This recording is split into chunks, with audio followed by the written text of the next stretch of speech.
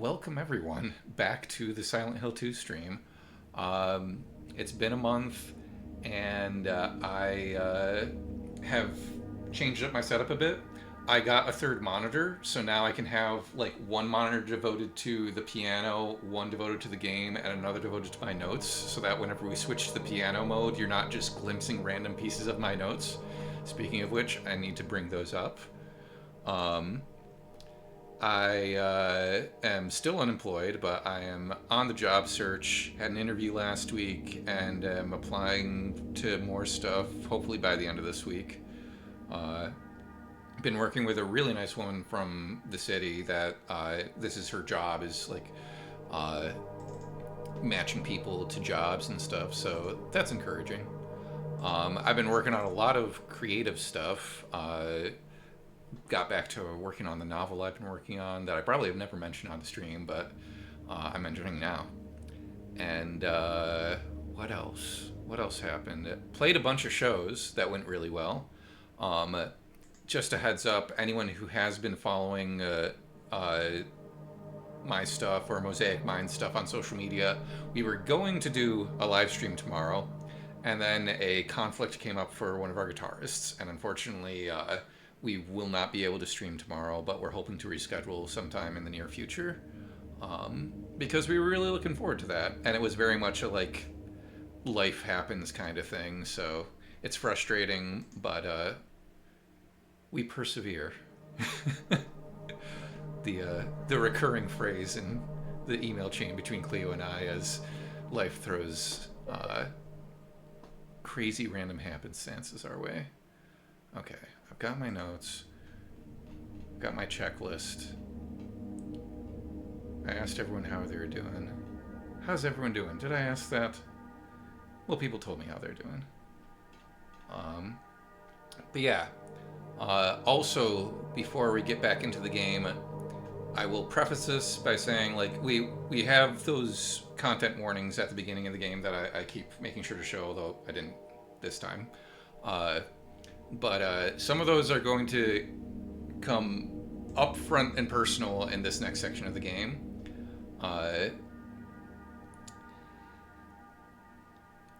We are about to enter the Labyrinth.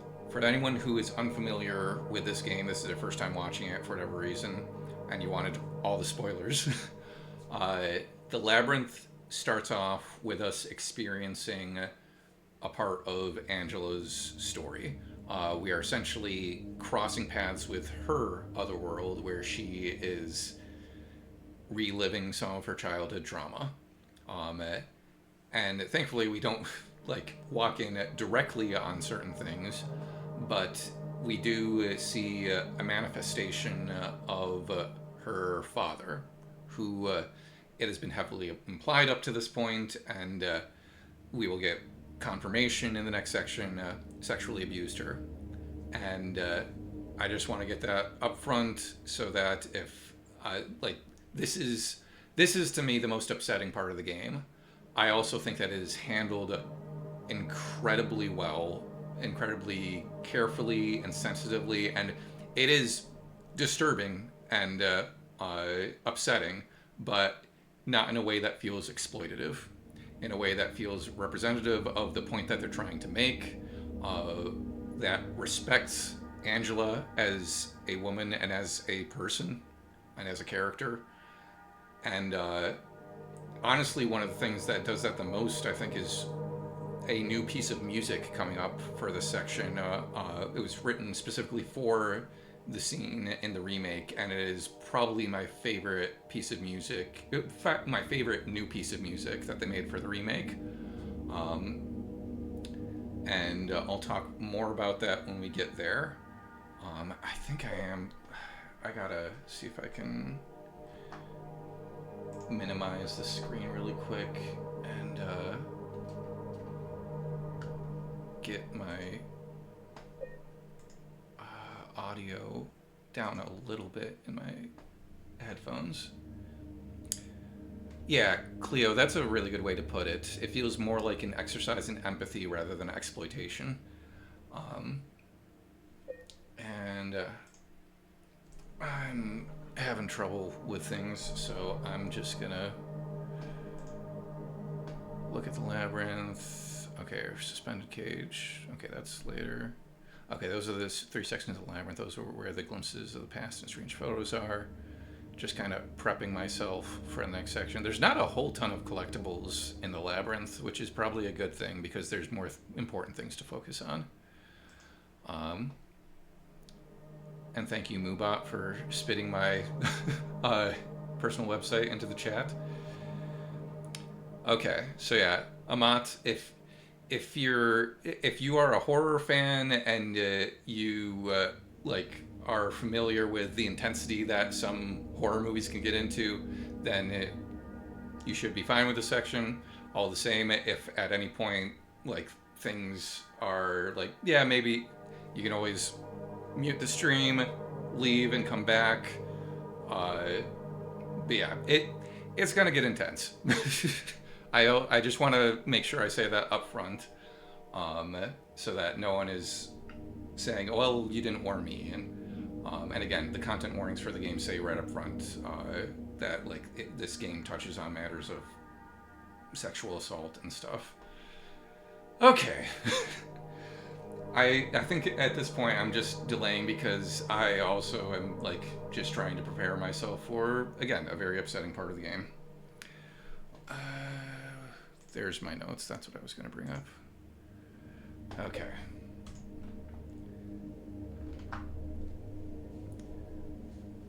Let's do it.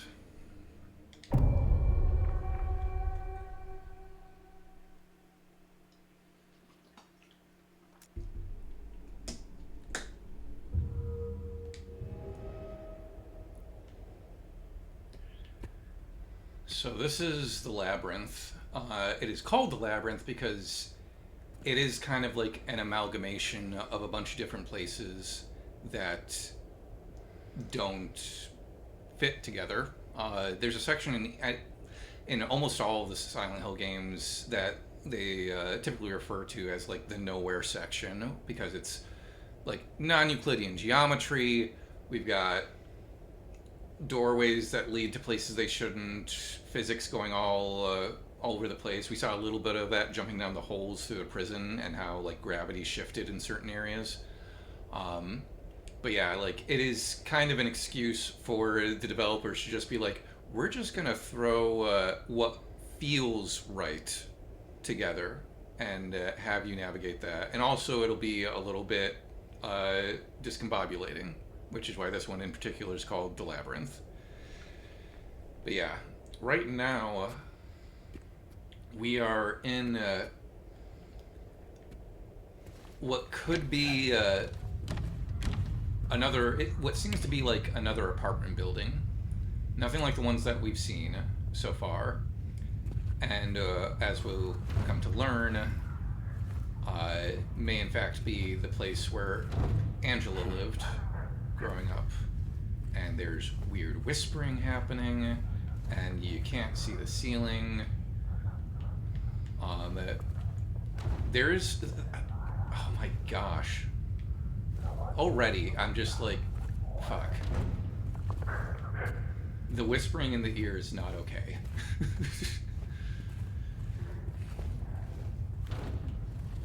Also, if we try to... Oh, I didn't mean to do that. Damn it. Getting used to the controls again. But yeah, we don't have a map for this area. Once we get to an area that requires mapping, James will actually start drawing a map himself. So, here we've got a newspaper that, upon first reading it, if you don't know anything about the game, it's pretty confusing because there are parts of this article that we're reading that get splotched in blood and you can't read them, and you also don't know exactly who it's talking about. Having played the game and knowing the story that we're following, we know that this has to do with Angela, and we can pretty solidly guess what the blood splotches are, the words that the blood splotches are covering up.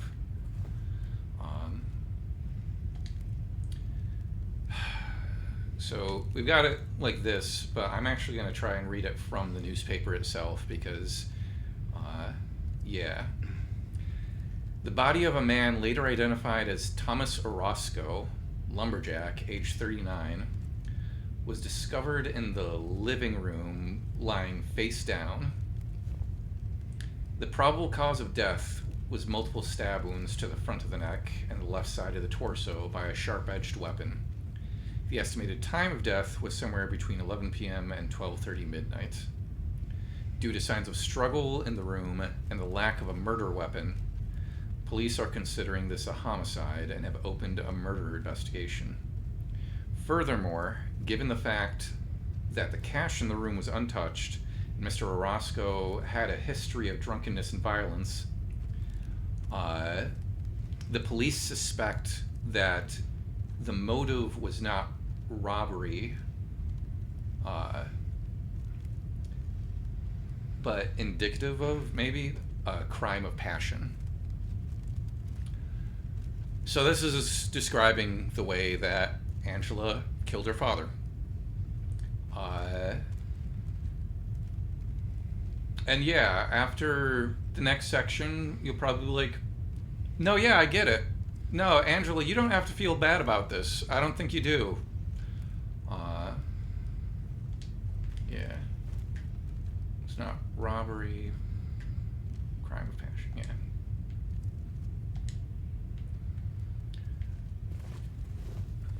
We also know... Yeah.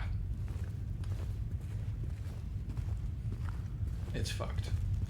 We also know from... I can't remember specifically in the game what details let us know this, but I think in the novel it also talks about this. Cleo, I have all kinds of opinions I think YouTube doesn't allow. Fair enough. But yeah, I think the novel confirms that her brother also sexually abused her. And the only reference to that we really get is we'll see the doorway to the brother's bedroom soon. So we've seen this room before. We saw a version of this room in Blue Creek Apartments, where we found Angela lying on the floor in front of that mirror, and we heard Promise of the Forgotten, which I remember well because I was just editing a video for that. I have started editing the music analysis sections of these videos into a series on YouTube called Staying on Theme. So that if you don't want to have to go through a bunch of hours of playthrough to find the part where I talk about a particular song, you can just watch it there. And the videos right now are coming out to like around 10 minutes each. The one I did for Anamkara is more like 18-20 minutes, and then the one for Promise of the Forgotten is 24 minutes. Had a lot to say there, and I have the camera posed like the exact same way it was for my big spiel before hearing that piece of music. But one of the cool things about editing that video was discovering new things about that piece of music that tie into this scene, and I will talk about that more when we get to it. But yeah, this, we are led to believe, is the place where Angela grew up. We've got 3 places at the table. One of them, the plates is broken. The painting that was here in Blue Creek is gone. The wallpaper is different, which it's probably closer to Angela's, the wallpaper. Okay. I've been playing other video games and the controls are slightly different. So, excuse me while I get this stuff figured out.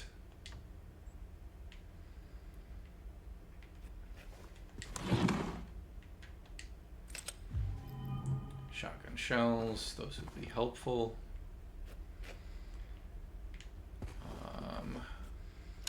I think that's it out here. Yeah. And this version of the apartment, this door is boarded up.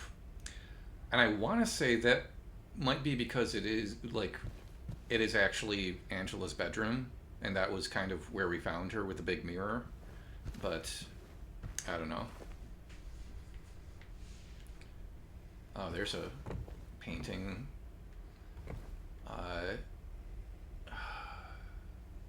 Is that Jesus placing a crown on someone's head? Maybe it's supposed to be representing Jesus, like anointing Peter, head of the church. I'm sure we talked about this painting before. Was it in the original version of the apartment? Okay. Yeah, like it's really interesting, the religious threads in this game. I think we've talked about it before, but I wonder how much of it is like the developers in both versions of the game, the original and the remake, drawing on their own experiences, either being raised in Catholicism or some variant of Christianity, and how much of it may be like, especially with the original game, like a commentary on Christianity or Catholicism from the outside. Perhaps we'll never know. Cleo says the painting is very like, this is why Angela thinks she deserves to be in hell. Yeah, I mean, I keep saying like Catholic and Christian, but because like Catholicism is a denomination of Christianity, and we don't know if that's specifically what they were going for, but all of the imagery and my own experience with Catholicism suggests to me that they were going for Catholicism, because you got the stereotype of Catholic guilt and all that stuff. And also, unfortunately, the Catholic Church has had serious issues over the years with this very thing, which sucks a lot, to put it lightly.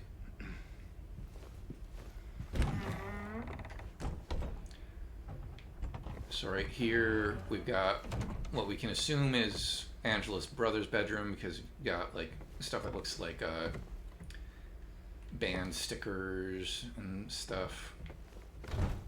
Can't go in there. We never see a representation of her brother. I kind of theorized when we met Angela back in the park in the middle of the night that maybe she saw her brother there, and that's what like she was being like, "You're not supposed to be here" about. Okay. Do I want to have the chainsaw equipped?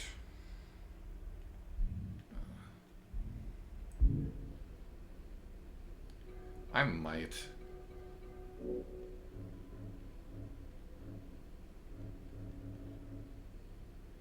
Is it already equipped? No, we're on the lead pipe.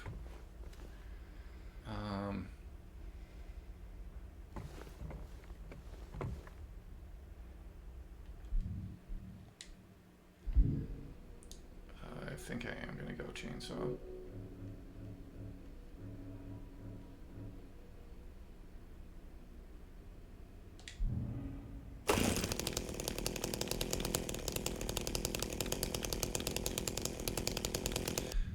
But I gotta wait until I actually get in there. This feels weird.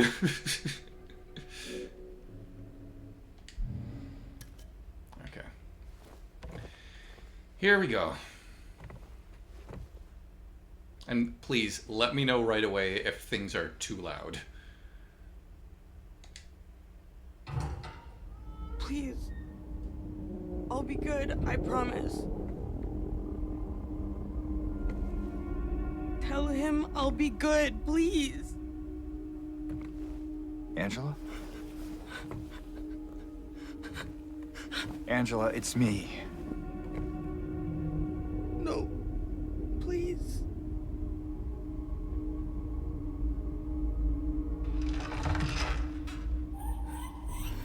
Daddy!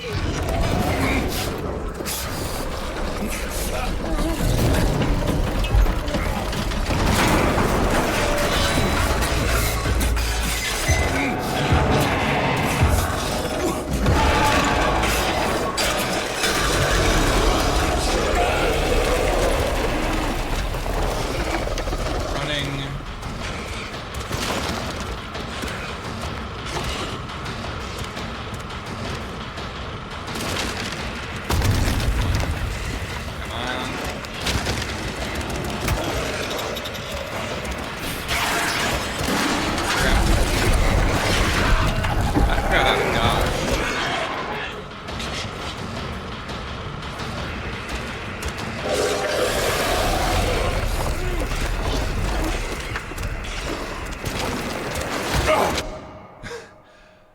Hello, Tabachinova.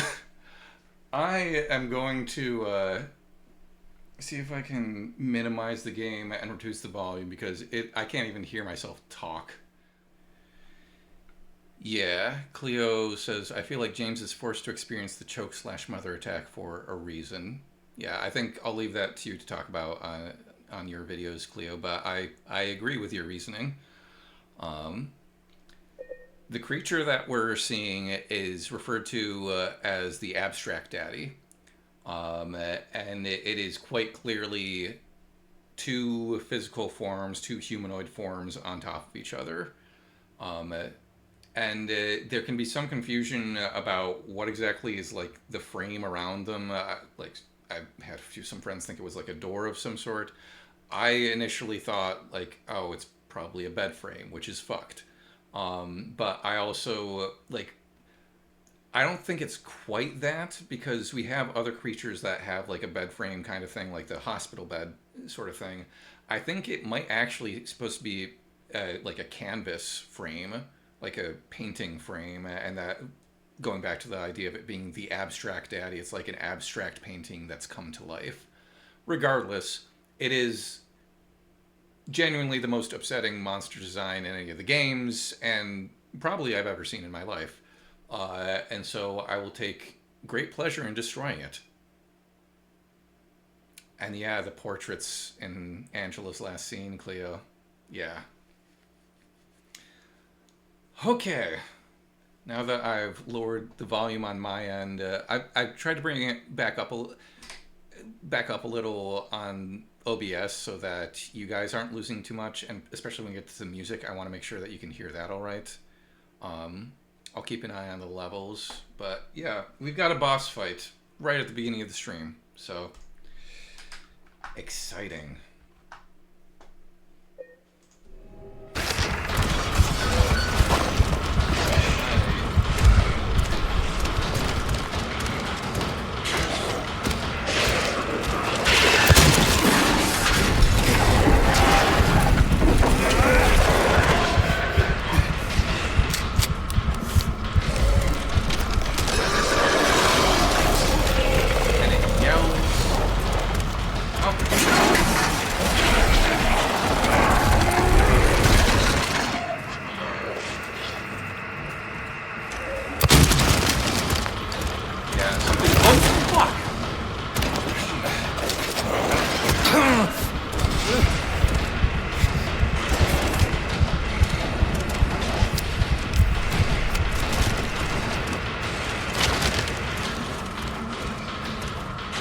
Great, not playing this in a month and having to get used to the controls again.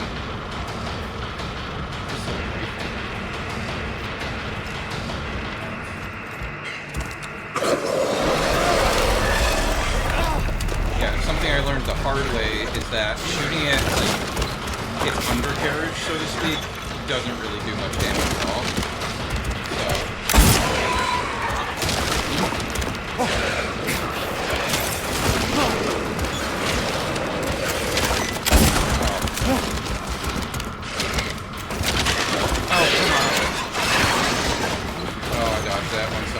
I gotta go back to the shotgun. That's the only way I'm gonna have any chance.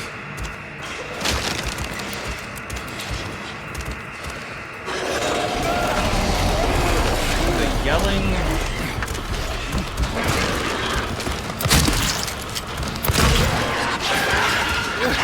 Stay away.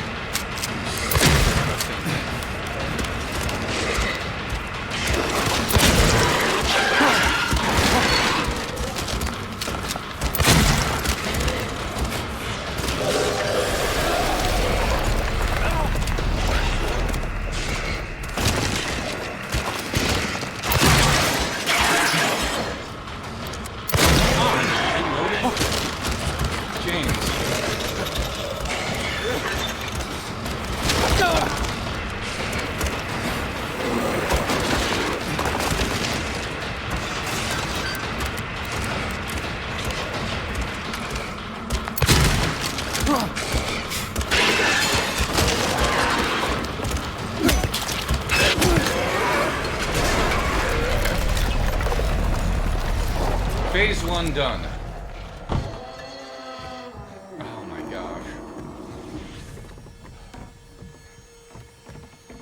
genuinely so fucked.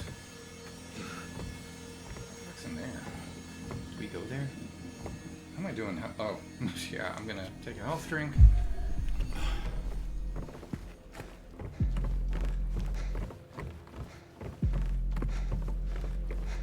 Okay, I think the blue door is what we go through now. Wherever that was.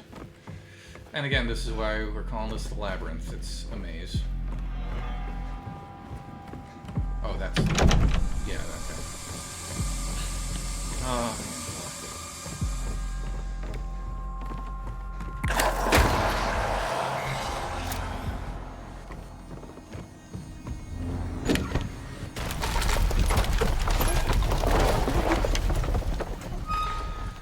also, something to pay attention to here is the building is starting to crumble, and it is going to reveal some stuff behind. It's almost like we're breaking the fourth wall in a way, at least Silent Hill, with Silent Hill itself, where the facade of Angela's home gets stripped away to reveal more and more of the other world that we know. There she is.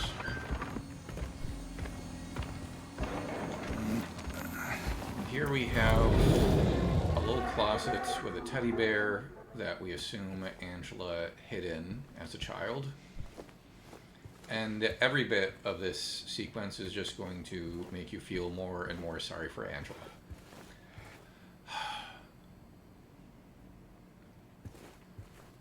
Yeah, I think that's a good theory, Cleo. Cleo thinks that this is why patient 0130 in Brookhaven Hospital made the tents. Okay. Also, I'm trying to remember what's on the walls in here. Yeah, just newspapers and stuff. Nothing that we can really read anything on, though, I think.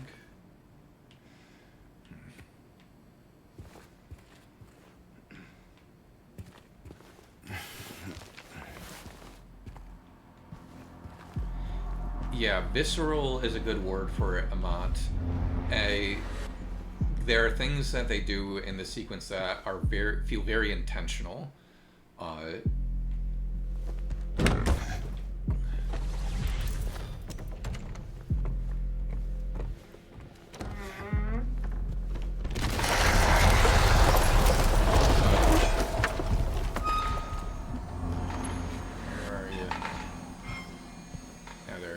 Two plates and one of them's cracked. Got alcohol on the dresser.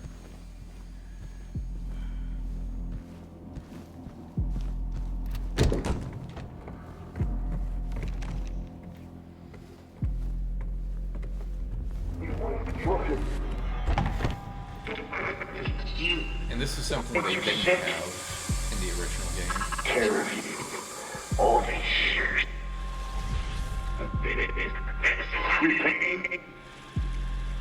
What I did? Look at me! We get these scraps of what we assume is Angela's dad yelling at her. And I think, Cleo, you might have actually brought this up, but like the reason that TVs are such a present thing in the world. Oh, I didn't know it was just exploding.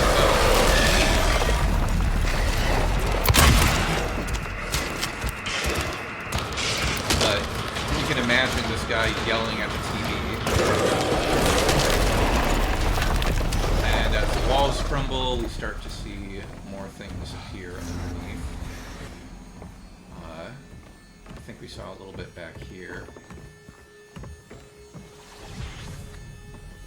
Yeah, we've got the metal of the otherworld coming through, and an industrial fan, and what looks like skin. Yep. Because that's great.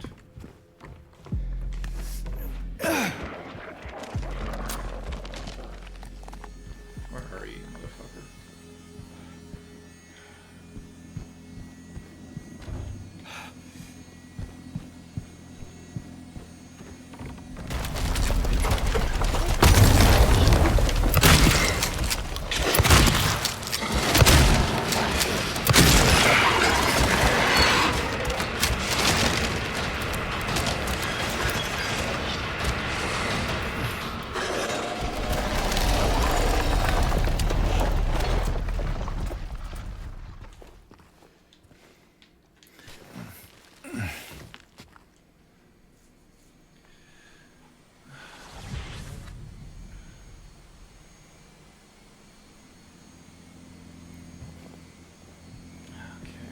this door open now?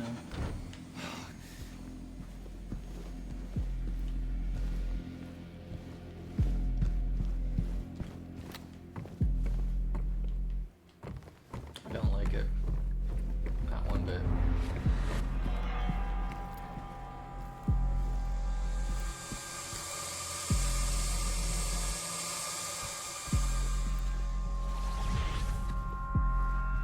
We got the gears turning in the other world.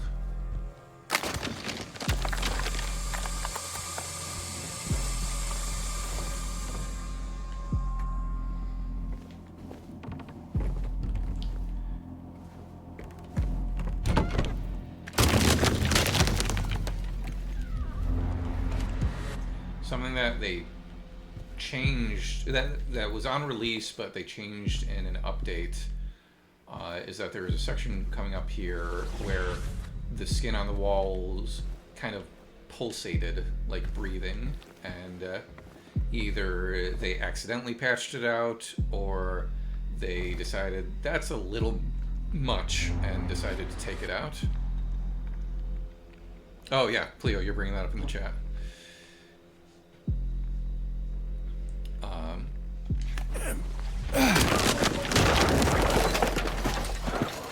Oh yeah, there it is. No, yeah, they patched it back in. Oh boy.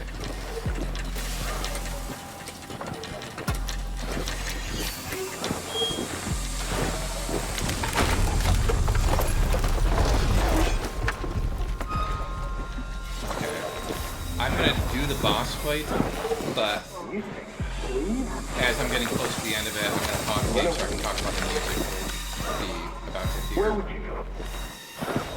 Nothing. No one.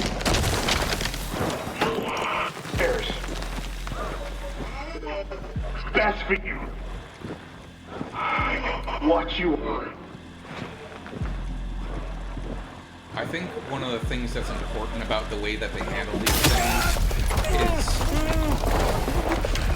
we know all this stuff happened to Angela, but unlike a lot of other media, we don't actually see it happening to Angela, which in some ways is even more upsetting because it's left up to our imagination.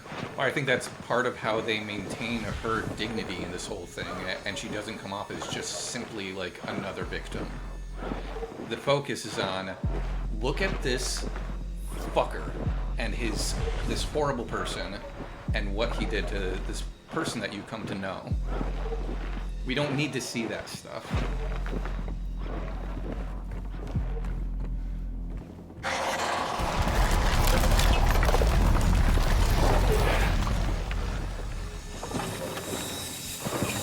This all gets the point across well enough.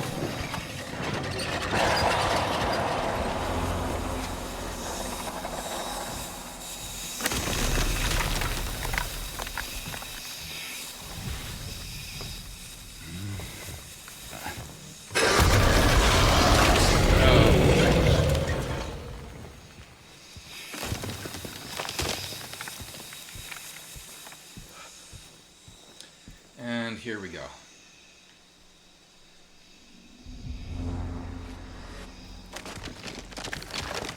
I tested earlier. You can pause during a cutscene, so I will try to time it as like it's starting to fade to the final cutscene of the sequence. Hit that thing, all this stuff, and then do a whole boss battle.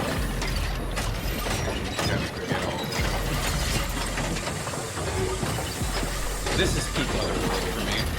You got the gears, the industrial fans, the steam coming off everything, rusted metal.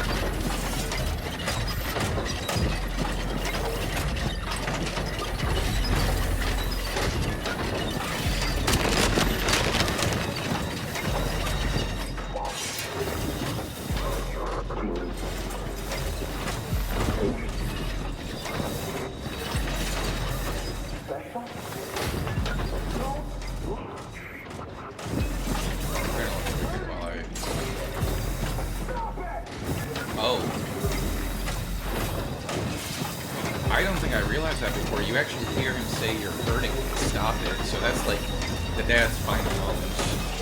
Theo said, I think it also removes a lot of victim blaming to have James go through this. Like, it's not that Angela's intrinsically a victim, it's that this is a victimizer.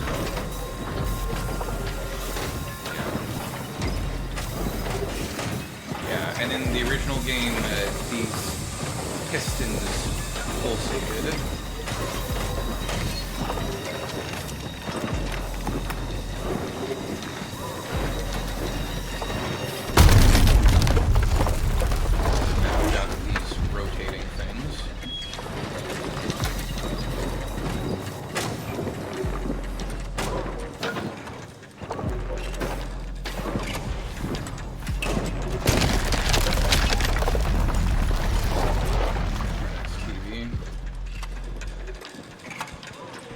TV's holding the truth, the things we don't want to think about.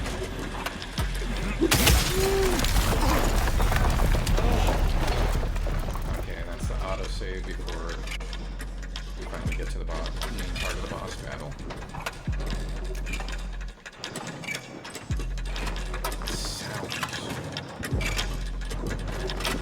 It sounds almost like a clock.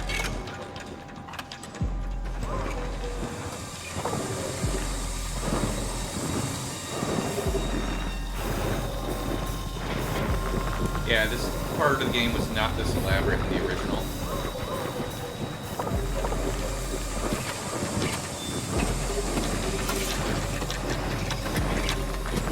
This game is also in a lot of ways deep in the world.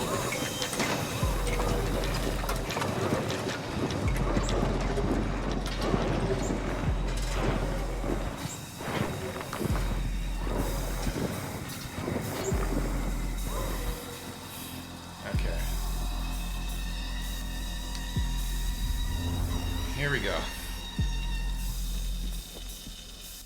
I failed the first time I did this boss battle because I kept trying to shoot it from below rather than getting around and shooting like the bodies. I will try to do a better job of that this time.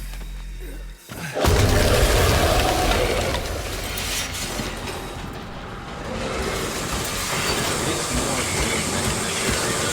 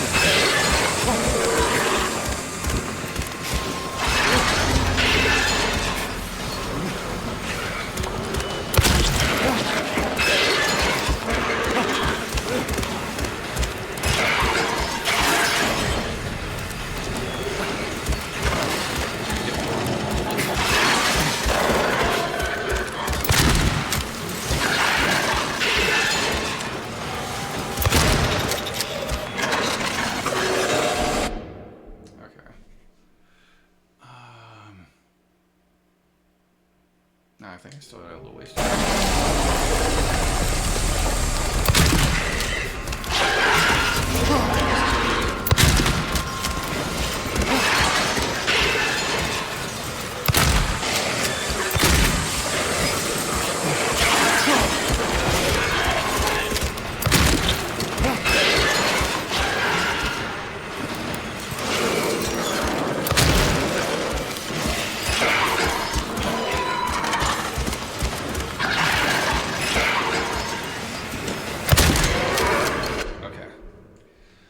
We killed it. And I hate to break the momentum here, but there are a few things that I want to mention before we go into this next scene. We're going to see a scene play out in kind of three parts, similar to the way Promise of the Forgotten uh, fell into place. When we first met Angela in Blue Creek Apartments, there was that kind of like spacier atmospheric noises to start off with. Then the piano entered as James and Angela's conversation started to get deeper. And then as Angela's leaving the room and she pulls out the knife and is going to give it to James and then seems to regress a little bit, it gets spacey and atmospheric again with all these weird notes and everything. This next scene is structured very similarly. And I'll talk more about that stuff after we watch the scene, but I want you to pay attention to like two main things. First of all, when the piano comes in, and second of all, when the drum machine comes in. Those things kind of offset the second movement of the scene and the third movement of the scene.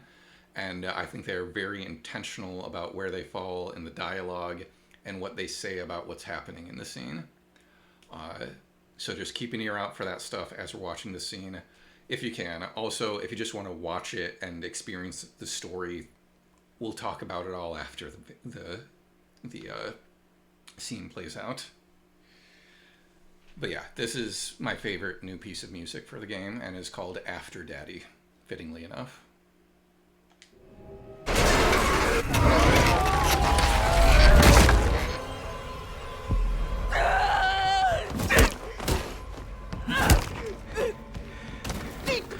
Okay, Angela.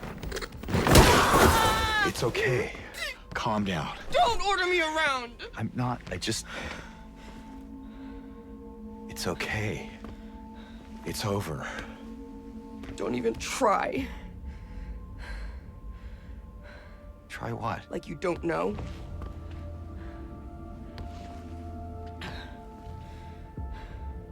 I see what you're doing. It's always the same with you. You're only after one thing. Angela, please. You don't have to lie. Go ahead. Say it. Or you could just force me. Like he always did.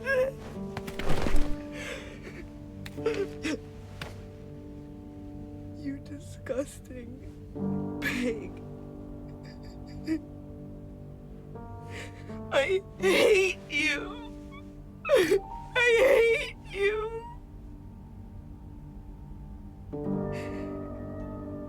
Angela.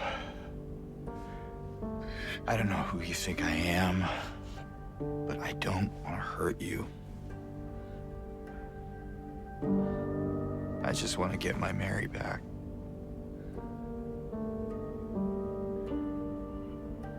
You're Mary. Your own little Mary. At least she was. For a while. What? Admit it. You didn't want her around anymore.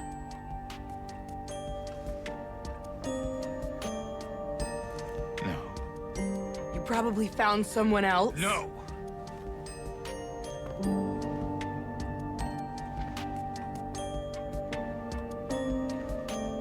I need to find my mama.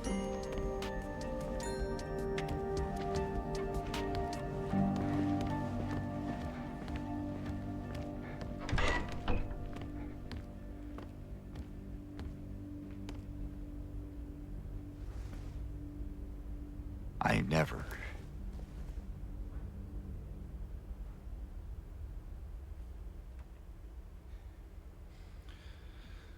Oh boy. So, first of all, I need to heal. Also, gonna take one last swipe at that fucking thing. Yeah, I think it's meant to be like the frame of a canvas. Oh man.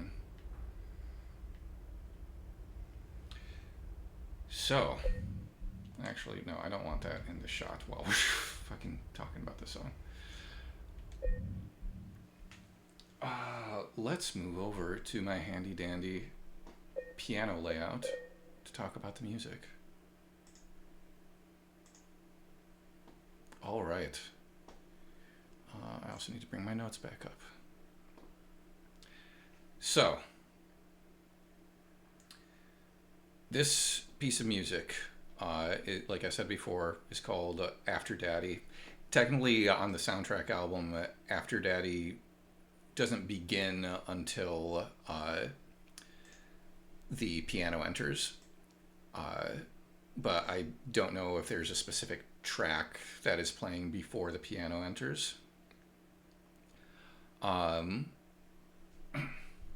Excuse me for one moment. Collecting my thoughts.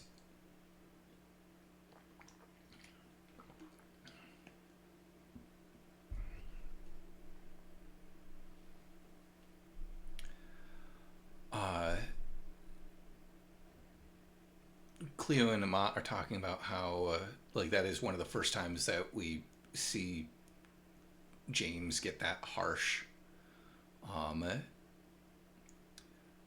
And Amat was talking about how, like, yeah, back when he talks to Laura, he does get a little harsh, but his back is turned to us. So, like, that is an interesting moment for James in the game. And just like the way that scene evolves. So let's talk about it from the musical perspective. We start off with kind of these weird synthy tones playing in the background. We don't have a key really that we're in. We're just hearing atmospheric noises. We hear this like descending pitch that goes like very horror movie type soundtrack. This is all while Angela is still in a very heightened state of emotion. She's just thrown a TV at her father, essentially, which I think Masahiro even confirmed that what we see isn't necessarily what Angela sees. It's James's interpretation of what has manifested for Angela. And she can't really think about James in terms of like, oh, this is the guy that I've met before. There, like she is very much viewing him as like, oh, he's just another man that could be a threat to me, which can't really blame her for, considering what she had to deal with, and considering what she's just gone through right now. So she turns to James. She is kind of yelling at him for saying, hey, calm down, which I think is entirely fair as well. Like, when James is like, it's okay, it's like, okay, James, you've been pretty good with handling her before, but it is not okay. I know you also just had to deal with this, but like, I think it's, and this isn't a criticism of the writing, this is a criticism of James as a person. I think it's a well-written moment, because like James isn't the perfect dude, as we well know. Like, I think it is a, like, the whole scene, the chemistry between the characters, the way the dialogue is written, the way it develops. We get Angela yelling at James and saying like, look, just say it. You're all the same. I'm trying to remember the exact dialogue of the scene, but I'm not doing a great job of that. But she says, or you could just force me the way he did. And that is where we get this piano that enters.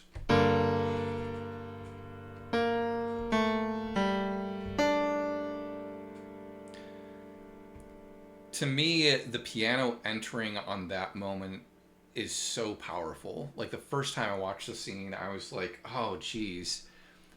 The piano, in a lot of ways, especially when it's unfiltered, the way that we've heard it in other tracks, when it doesn't have a ton of effects thrown on it or something, where for the piano to come in at that moment, I think the piano is such a grounding instrument in the soundtrack. Like it is the instrument that carries the Anam Cara Magdalene love theme for James and Mary, and in some ways Maria. It provides that kind of stability during their scene in Blue Creek Apartments when they are having a conversation where it feels like they are actually kind of making some ground in terms of understanding each other. And so for the piano to come in on that moment with that chord, it's just a straight up G minor chord.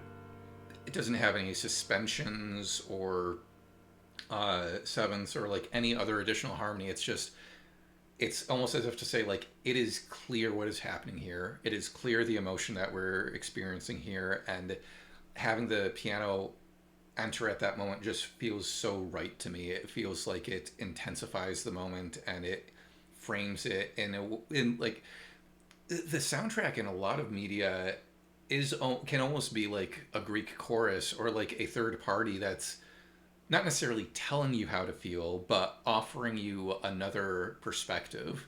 And so to hear Angela's a moment like supported emotionally by the soundtrack is to me very powerful. It's like as if this Greek chorus, this like third party is saying like, no, this is like, it is right for you to be feeling this way. And it is okay for you to be feeling this way because it is a logical reaction to this situation. When I've had therapy sessions with my therapist, like very early on, not even that early on, like as recently as like during the pandemic when I was going through a lot of shit, as a lot of people do, that was one of the things that I remember my therapist talking about is like it's so easy, it was such a knee-jerk reaction for me to be like, oh well, I felt this way, but like I really shouldn't feel that for this, that, and the other reason. And my therapist was so good about being like, well, why wouldn't you feel that way? Because like you got upset by a thing that is upsetting. And it was so validating. And like I have a friend from work who has also been very good about saying that, where like I'll talk to him about something and it's clear I've been trying to just like compartmentalize it and get over it, and he'll just be like, no, yeah, that like I understand why you're feeling the way that you are. And I'm like, oh yeah, I don't need to undercut all my emotions. That's getting maybe more personal than I intended. It's not like I feel like that was a bad thing to do or I'm scared of that. It's more I want to make sure that I'm staying on task with what we're talking about here. But I think it's relevant talking about how the soundtrack is supporting and validating Angela's emotions. So we get this melody in G minor.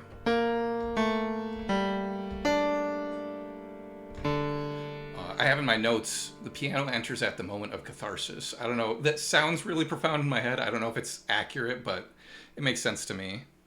The other thing I discovered, which I was talking about before the whole boss battle, is this melody. We actually have heard it before in the game. When I went back to edit the Promise of the Forgotten video, and it gets to that section at the end where Angela almost like brandishes the knife at James, and it starts to get weird and atmospheric again.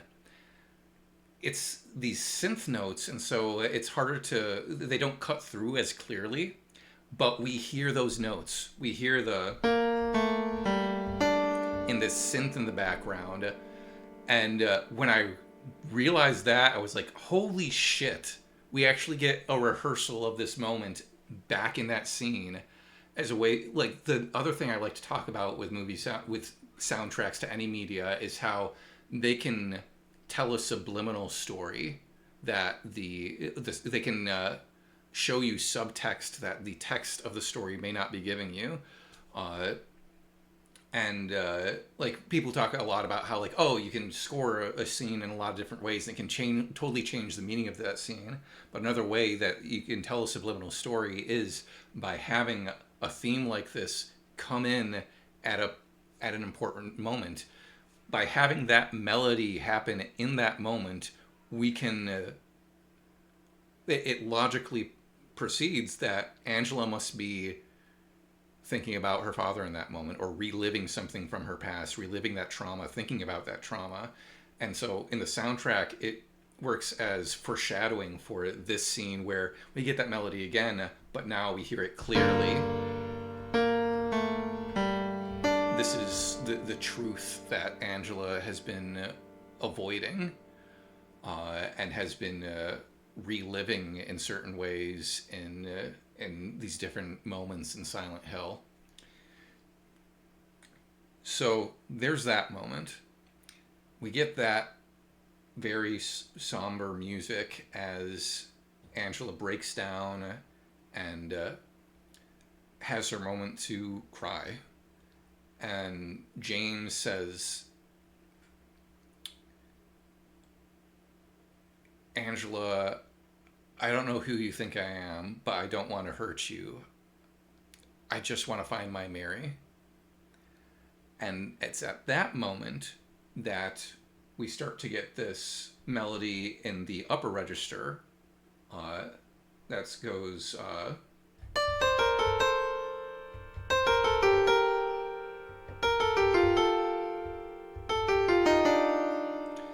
up until that point, we've had a sense of rhythm, and like in the sense that like you can count a pulse to.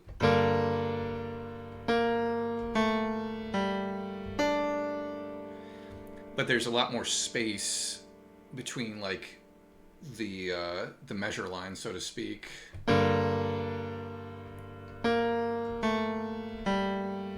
You'd almost say it's like just play freely. That's what would be written on the sheet music. And then we get this melody in the upper register that kind of solidifies what our pulse is in a rhythmic sense. We get...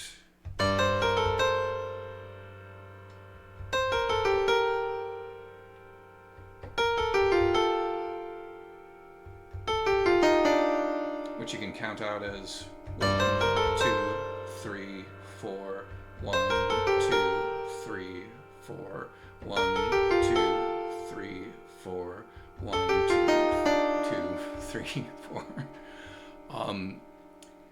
And we get this sense of rhythm. We're starting to move into a place where like, oh, we have a sense of rhythm and pulse as it cuts back to Angela immediately after James has said, I just want to find my Mary.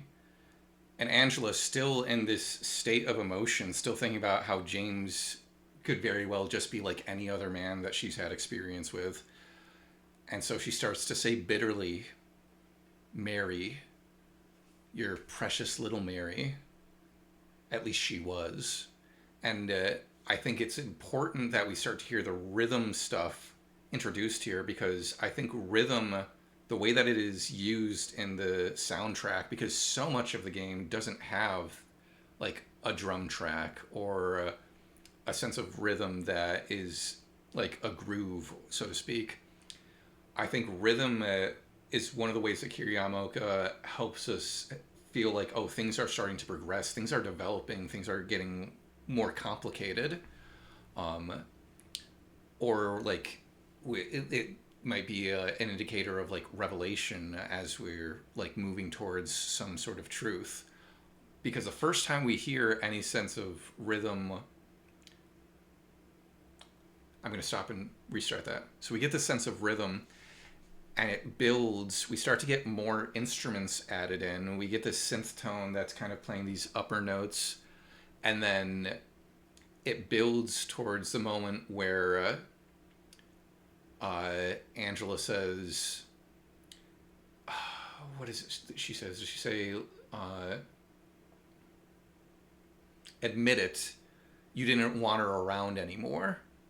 And that is the moment where the drum machine enters and we start getting this synth and piano line that's like...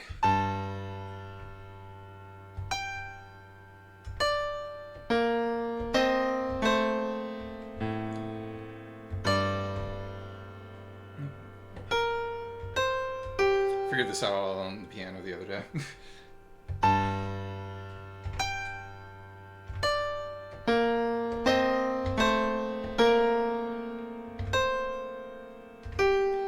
And we have this drum machine beat that isn't as intense as some of the other drums we've heard in the game, but it gives us that solid sense of rhythm of pushing forward, like, hey, James, you can't avoid this. We are moving towards you learning something about yourself that you aren't going to like. And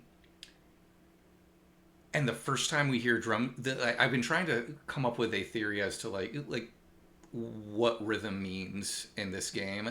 And part of the reason that I am saying like, oh, it's progression, development, that sort of thing, is because the first time that we hear any drum machine is when we meet Maria in Rosewater Park. And all of Maria's songs have drums of some sort, whether it's drum machine or drums, except for Shadow of the Lover's Tree, which I've talked in a previous video about why I think that doesn't have like drums in it, but it still has a strong sense of rhythm that it plays around with a ton. So that is basically the structure of the scene, and I wanted to get that deep into it because I wanted to talk about how like and it isn't just Akira Yamaoka on the composition side. I think it's also like the director, the actors, and the editors figuring out the pacing of that scene so that these big musical moments, the piano entering and the drum machine entering, fall on a moment in the scene where it feels important. Yeah, and that was another thing I was wondering. Cleo says, I mean, he's like, I never, but Maria, are the drums calling him out? The drums might be calling him out. Maybe the drums are just like the biggest call out machine in this game, because the other thing that's interesting is we hear another significant place where we hear drums is during True, when James watches the videotape. So that is sort of my theory when it comes to drums and rhythm in this game, in the soundtrack of this game. I may change my mind about certain things, or things may develop later on. But I like the idea of it's like, oh yeah, the drums are kind of calling them out, especially if we're thinking again of the soundtrack as this like Greek chorus almost. A few other little things I wanted to talk about with this piece of music. Let me double check my notes to make sure I'm not forgetting anything. Oh, yeah. To get more into the like music theory side of things that I've been doing with a lot of these videos.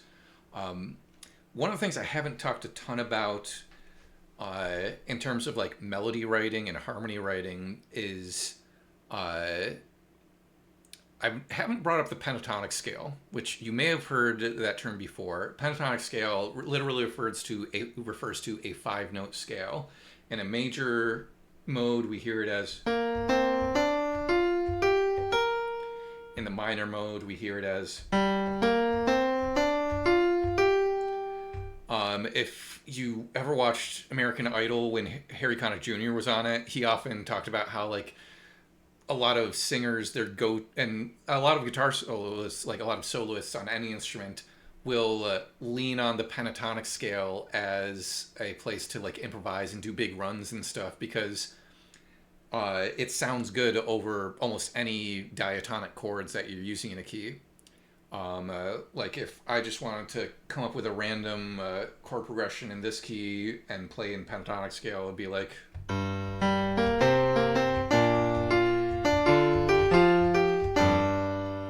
If I include other notes in that scale, like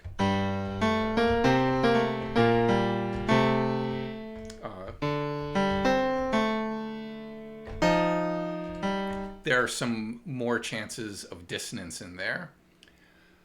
So the notes that like we're emitting from the 8-note scale,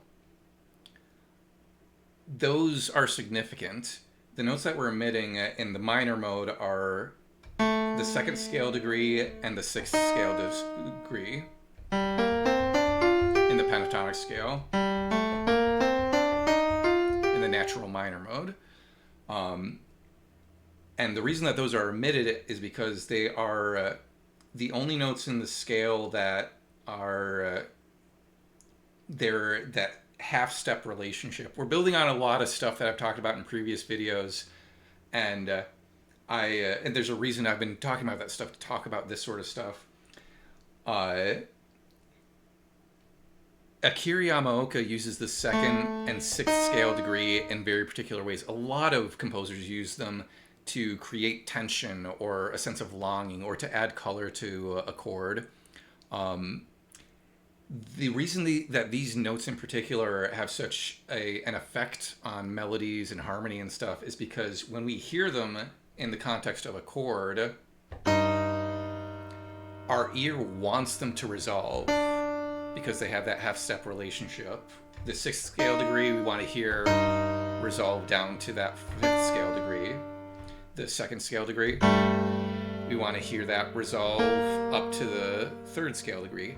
In a scale, the most stable notes are typically like, you've got your root, you got the fifth, and then you've got the third, which gives us whether it's minor or major typically. And so any other notes are typically going to want to resolve to those notes. The fourth isn't as much of a big deal, but yeah, that second scale degree and the sixth scale degree in the minor mode, we want to hear them resolve. If we're playing in a major key, they are the fourth scale degree and the seventh scale degree. And I'm going to bring that up just because it's a little easier to hear that, like, oh, they want to resolve thing in the major mode. Like if you hear a chord progression, it's like,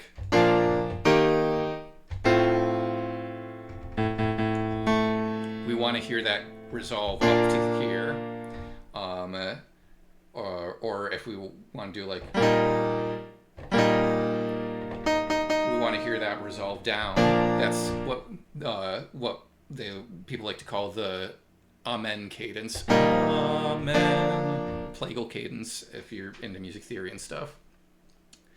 These are the notes that horror composers like to use a lot, or people who write stuff in minor key like to use a lot, because they are so evocative. The reason I'm bringing it up in this scene in particular is because as we're hearing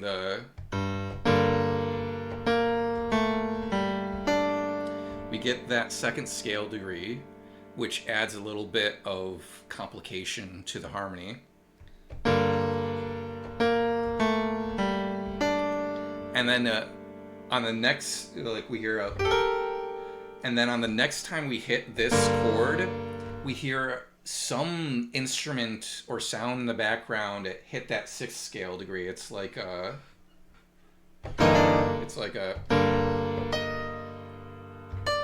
and it adds that sense of tension and horror at what we are witnessing, at what we are learning about Angela. It adds that sense of despair almost. And I'm sure that there are other places where I want to bring that up in the future. But I wish I had brought it in sooner, because it's also like where we get that chord progression is playing around with the sixth scale degree. Another place you hear it a lot is in a lot of Evanescence's music. Hold on. Do I remember how to play this?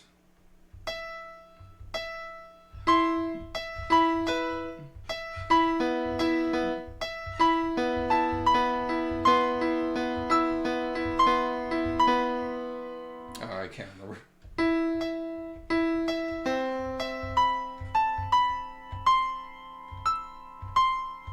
That sixth scale degree in E minor. That whole riff is just, it's playing around with that sixth scale degree because it is so evocative. Okay, whoop, drop my controller. I don't know how much of that is going to end up going into the staying on theme video, but it's all stuff that I feel like is useful to know if you're trying to understand music better. And I think it supports what I'm trying to say about why this piece works so well. There's all this stuff going on in the harmony and in the actual placement of these musical moments throughout the scene that either support the story or tell us an additional side of the story. Like the drums entering when Angela says, "You didn't want her around anymore." They, going back to what I was talking about before, how you can score a scene entirely different. If James was, if he had done nothing wrong to Mary, then that moment wouldn't be scored that way. It would be probably more sad thing for James, where it's probably, it would probably just be like without any sort of drums or anything to suggest like, oh, how could Angela accuse James of this? But because we have that drum machine enter and we have these synth notes in the background playing around with the sixth scale degree, the second and sixth scale degree.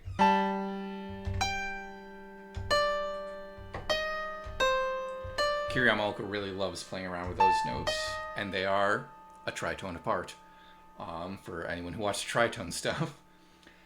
And having those notes and having that drum machine enter suggests like, oh, maybe there's some truth to what Angela is saying. Music. I love it. It is 8:18. We are not getting through the whole Labyrinth tonight, but I wanted to spend as much time as I could on that piece of music because I think it is so powerful and it is so beautiful. The only other thing I had here was like, in terms of the sixth scale degree, kind of like creating tension or like in some cases even like a sense of mystery. You can also go to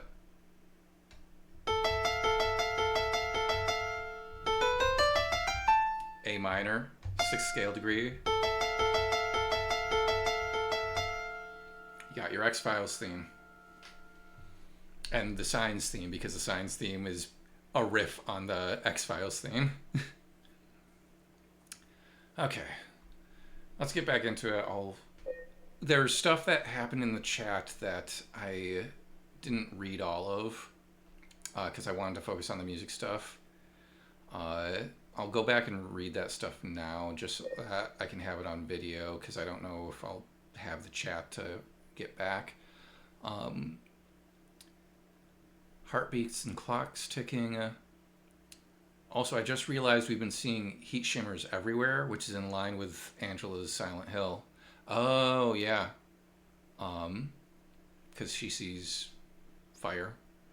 So yeah, you guys were having a conversation about that is the first time we've ever seen James go harsh like that. Cleo, he was also kind of harsh when Laura said he had a letter Mary had written her a year ago. Maybe Sean is doing some of the work there because his back is turned on us. Yeah. Also, my initial response is that we're seeing the limits of James's empathy. This is from Amat. Like, he feels bad for Angela, but even while she's having a breakdown over hating her father, "I hate you" was pretty clearly not directed at James. James is like, "I'm not here to hurt you. Have you seen my wife?" Yeah. It is the sort of thing where it's like, okay, James, not everything's about you. I mean, we're in Silent Hill, so in certain ways, yeah, and you're the main character, so in certain ways, yeah, everything's about you, but like, as a person who does not know that they are in a story, you could be a little more empathetic there and let her have her moment. And Cleo said, I think it's also what Ian was talking about with Eddie, people in their own worlds talking past each other. Yeah, Cleo and I had a really good discussion about this over email, of how like in this scene and like in the scenes we've talked about before, we've got Angela and James are having two different conversations, and like there is something spooky about the fact that Angela says like, "Oh, you didn't want her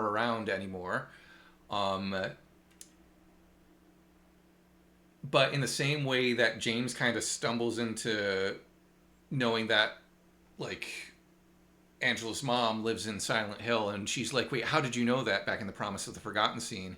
Here, I think it's something similar where Angela's just thinking about her own experiences with men, and so she's mad at James, however valid that emotion is, and so she's just trying to hurt him and say, like, oh, well, yeah, your wife, you probably treated her the same way all men treat their wives, so you probably didn't want her around anymore.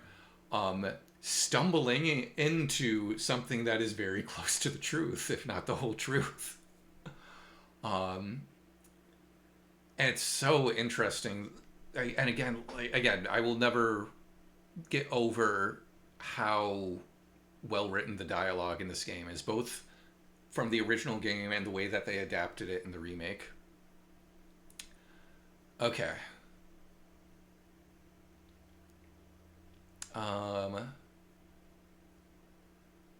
Kind of a related question for Ian or Cleo. Is there a consensus on whether or to what degree the form of the abstract daddy monster is influenced by James's subconscious as well as Angela's? Cleo said, I read it more as only what James can figure out happened with Angela, not so much his own experiences, but it's hard to say. I think partly James is trying to vouch for himself. I'm here because I care about a woman. I'm a good guy. Are you, though? Ah, I see what you're saying, Cleo.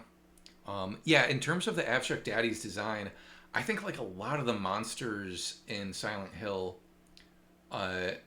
especially when you don't know or can't know the whole truth, it almost is like it is that dreamlike thing of the abstract daddy. It's almost like a half remembered fuzzy image of something that James never saw, and so he can't really picture what exactly it really was, whereas Angela might see something much closer to what the reality was. And then with his own creatures, he is avoiding the truth about what he did to Mary, and so they are similar. And it also might just have to do with memory again, how memory can fade and fuzzy and get complicated, and so it's almost like it's almost like James is inputting data into Silent Hill, and Silent Hill isn't getting the whole picture, so this is what it's spitting back out, and it's like, oh, so you like legs, I guess, or oh, something happened in the hospital, so here's like a hospital bed creature. Like, James, we're just going off the schematics you're giving us, but you have amnesia, and this stuff happened. Some of this stuff happened a while ago, or like is based on like half remembered memories. So like, I guess it comes out as Twisted Monsters, and like with a layer of guilt added on for good measure. It also, funnily enough, I should probably get moving and stuff because we're still just sitting in this apartment. It also reminds me of a moment in oh, I need to change my layout back. Back to video game. Okay. It also makes me think of, and you're gonna laugh when I say this, it reminds me of a moment from one of the Animorphs books. In the Andalite Chronicles,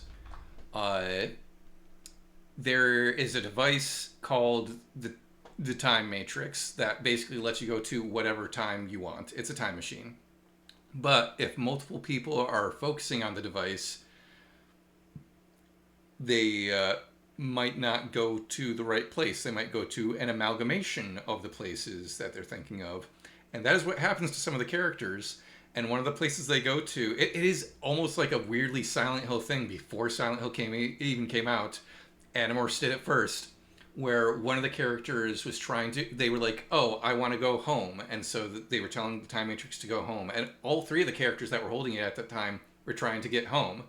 But they got three different versions of home, and they were kind of twisted and half remembered. And so they're going to this human girl's home, and they walk into like McDonald's or something, and this guy's face is like a mangled mess, and the girl is like, oh my god, we need to leave because it's horrifying. And she's like, that was a guy at like the local McDonald's. He was a cashier that like I just remember having a whole ton of acne, and that is how the Time Matrix interpreted him. Oh no. So that's another fun little connection to make. Okay. I feel like I'm gonna... Okay, so yeah, losing time to figures struggling on a bed flat surface, not totally unrelated to James' deal. That is true as well. Cleo says, felt like that was definitely why the figure was trying to throttle James himself. Exactly.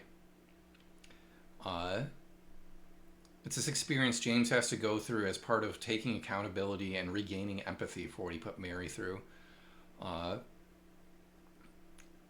Okay. All right. I think we're good now. Let's actually get back to the gameplay and maybe get through one of the next areas of the Labyrinth. There was a lot to unpack there, both in the scene and in the music, so I don't feel too bad about spending that much time there.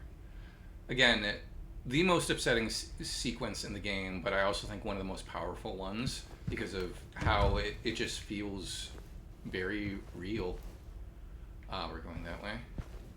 And it touches on some really sensitive, real subject matter in a way that I think is very carefully done.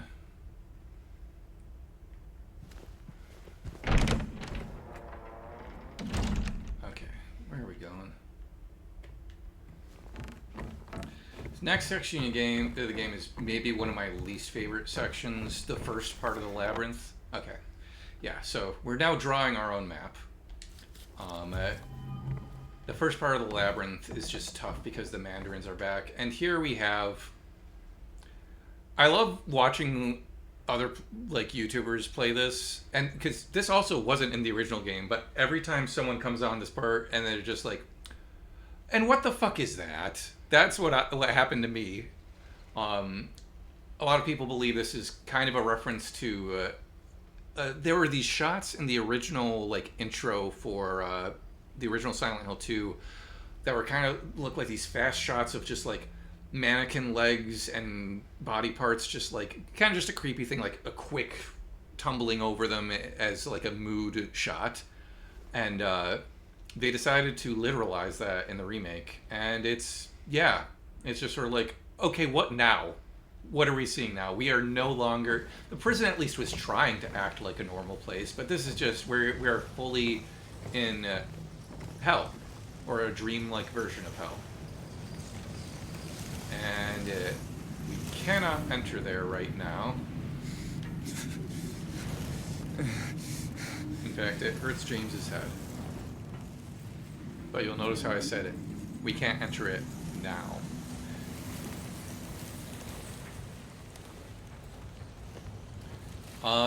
I mean, Event Horizon has a lot of... Like, there's a lot of overlap between Event Horizon and Silent Hill, I think, Cleo.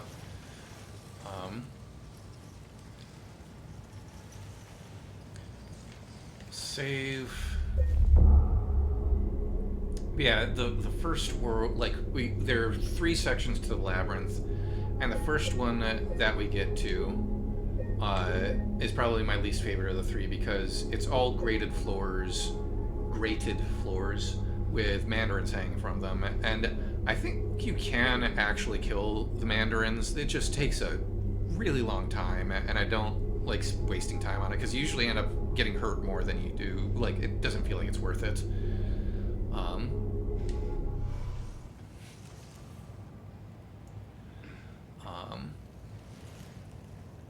Yeah. So yeah, speaking of MC Escher Labyrinth, Amat, well, we don't see it here yet because we actually have another really important scene that we're about to come upon. This was my favorite scene from the original game, and I don't know if it's my favorite in the remake, but it is a scene that is very contentious with a lot of people, even people who like the remake, because, well, I don't want to spoil too much about it.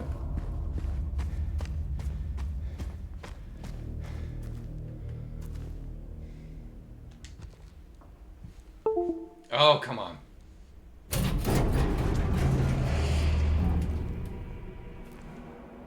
Maria? Maria! I thought that thing killed you. Are you hurt? Not at all, silly. But the thing... It stabbed you. There was blood everywhere. Stabbed me? What do you mean? It chased us to the elevator and then... James, what are you talking about? Just before. Don't you remember? James? Honey? Did something happen to you I could quote this verbatim. after we got separated in that long hallway? Are you confusing me with someone else? You were always so forgetful. Remember that time in the hotel? Maria? You said you took everything. But you forgot that videotape we made. I wonder if it's still there. How do you know about that? Aren't you Maria? I'm not your Mary. So you are Maria. I am. If you want me to be. All I want from you is an answer. Doesn't matter who I am.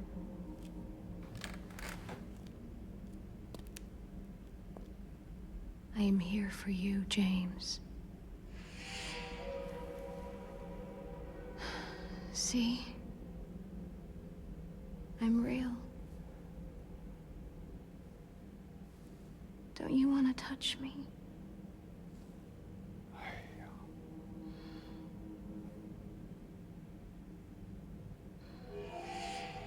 I don't know. Well. If you happen to make up your mind,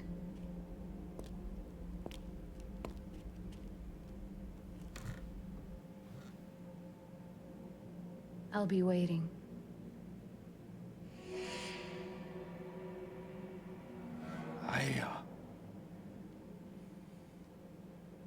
I'll find some way to... I'll come back, I promise.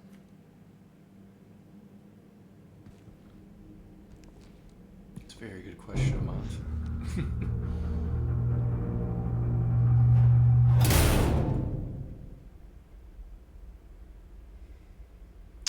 So Maria's back. And I always like to watch the scene and think about, like, as a first-time player, you enter that room and it's like, what?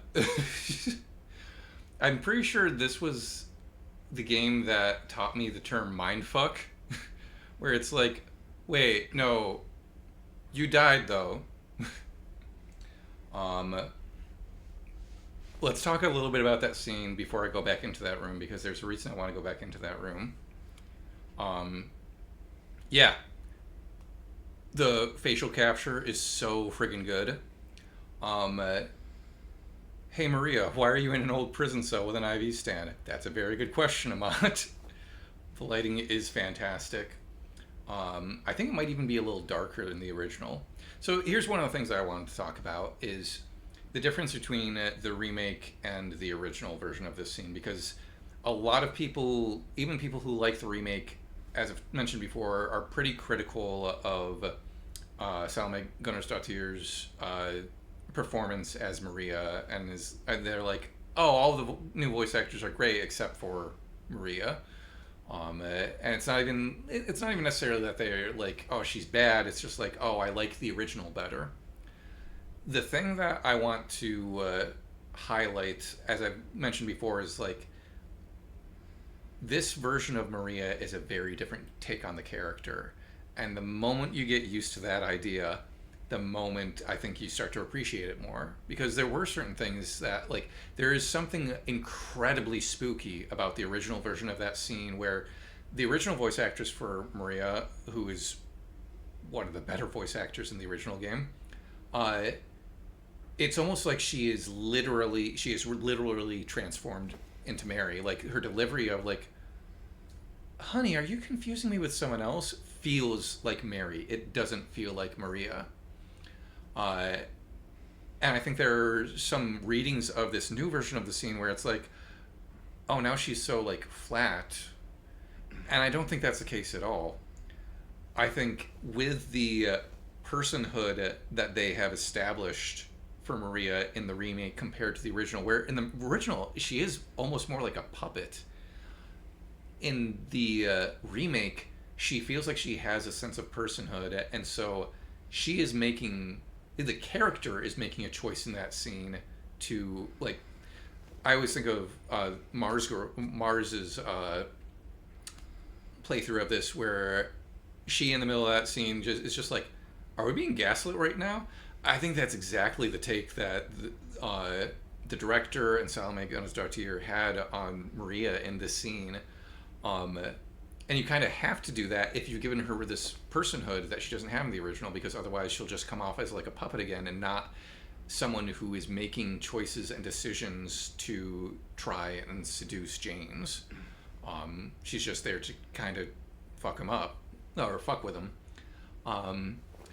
Whereas this version of Maria knows, to whatever extent she knows, that her existence is bound to James, and so she's going to pull out any trick she can to try and get him on her side, including like remembering things that only Mary should remember, talking about the videotape. But even then, she's like, "I'm not your Mary."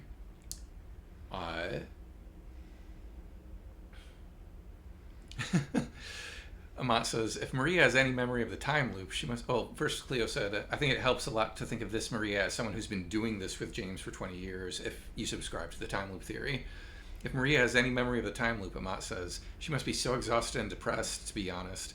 Decades of needing to pretend to almost kind of be this dude's dead wife while trying to get him to love who you actually are. Poor Maria. Cleo says, how many times in a row can you say this before you get a little deadpan exasperated about it? And yeah, just on top of it, Salome Gunnarsdottir goes for a lot more subtlety, which most of the actors do, because everything in the remake performances is more grounded. But to go back to that whole thing of like Maria's going to pull out any trick in the book to try and get James on her side.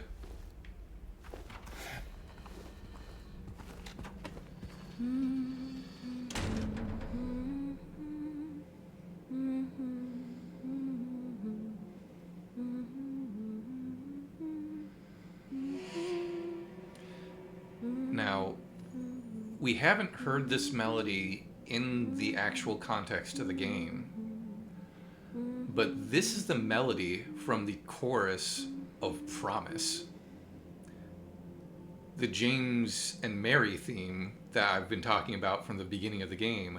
We first hear Promise during the letter reading, and we hear the chord progression during Promise of the Forgotten. Now Maria is singing the melody from like the full rock version of it when it gets to the chorus, where in the original version it's... Oh, and she's even in the right key. She's in A minor. In the original version, it's like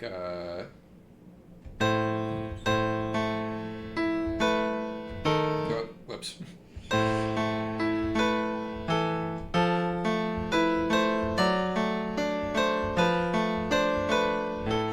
And in the remake version of it, the Pragma version, it's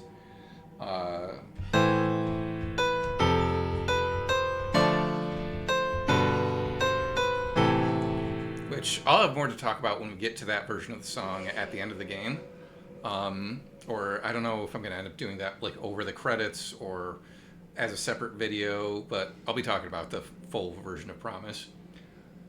But Cleo and I have had a lot of thoughts about what it means for Maria to be singing the melody from the one of the James Mary themes, almost to suggest like, hey, my favorite theory I came up with recently is it's like, oh, but Promise is James and Mary's song, like, oh, it's our couple's song. We both love Desperado by the Eagles or something like that. And Maria is like, hey, I know your song.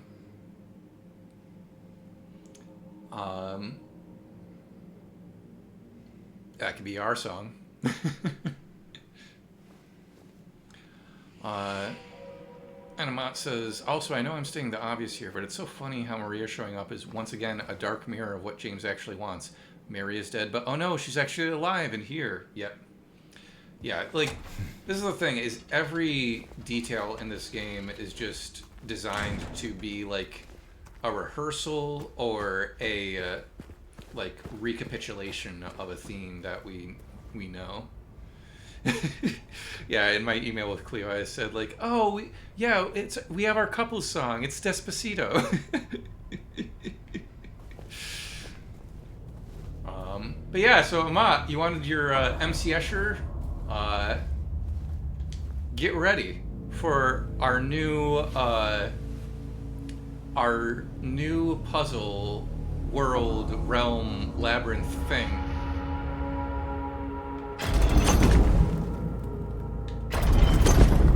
It's a big cube.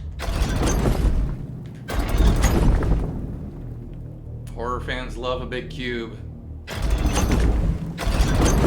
So yeah, I should actually probably look at like what symbol I need to get. So I think that's the first place we gotta go. So it's the triangle with the cross coming off the bottom of it. Okay. I think oh, there. Yeah, we go to this place. That it has it scratched off.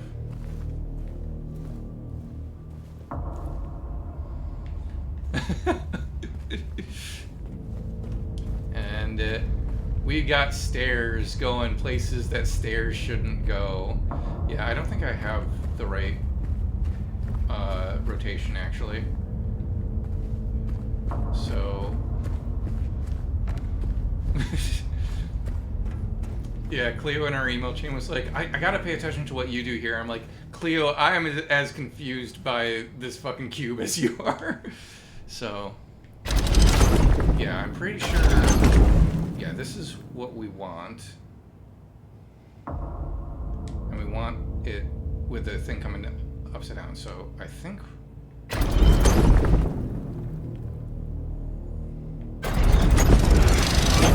this one. There we go. Okay. I've got it.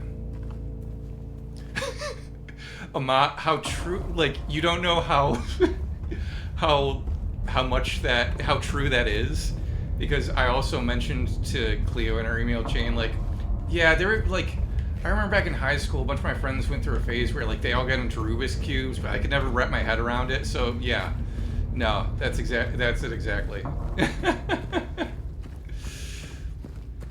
And I was good at, like, math and stuff, it's just for some reason, and I'm even good at spatial reasoning, but for whatever reason, Rubik's Cubes just... we've got 3 doors here for the 3 different areas. We've got, I think it's the Rotten area, the Desolate Area, and the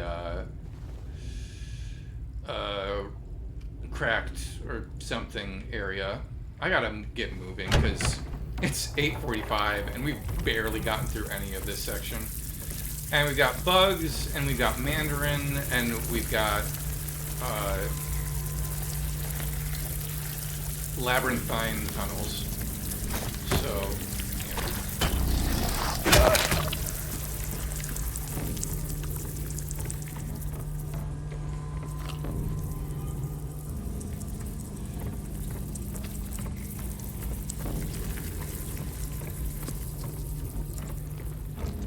okay, I know that there is, I think there's a glimpse of the past in this section. Yeah. Yeah. So we get more map as we explore more. This is the main puzzle for this area. It's got a very, I don't know if this was intentional, but it reminds me a lot of the fridge from PT, which I could totally believe was a reference point for them. Yeah. We gotta figure out a way to cut this thing down.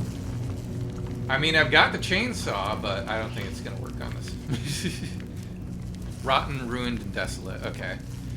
Yeah, this is the rotten area. I think the desolate area is the more, like, historic-looking part. And then I think the ruined area is the reddish part. Okay. So, we got locked door. Drawers. Give me something, please. Nothing. Oh, wait. Oh, there's something. And I can hear the mandarins. Great.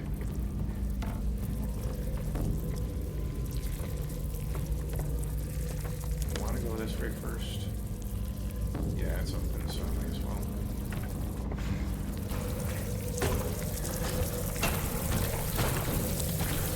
Okay, I'm pretty sure this is where we'll be coming out of later.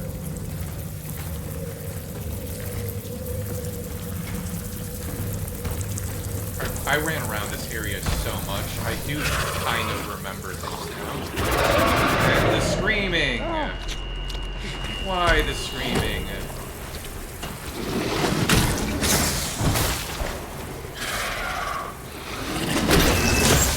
Dodge! Ah, damn it!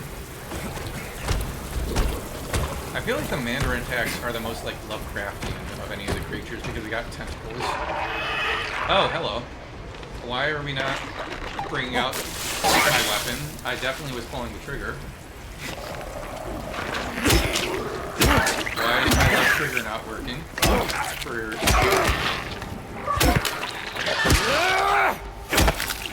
Oh, and there's a mannequin!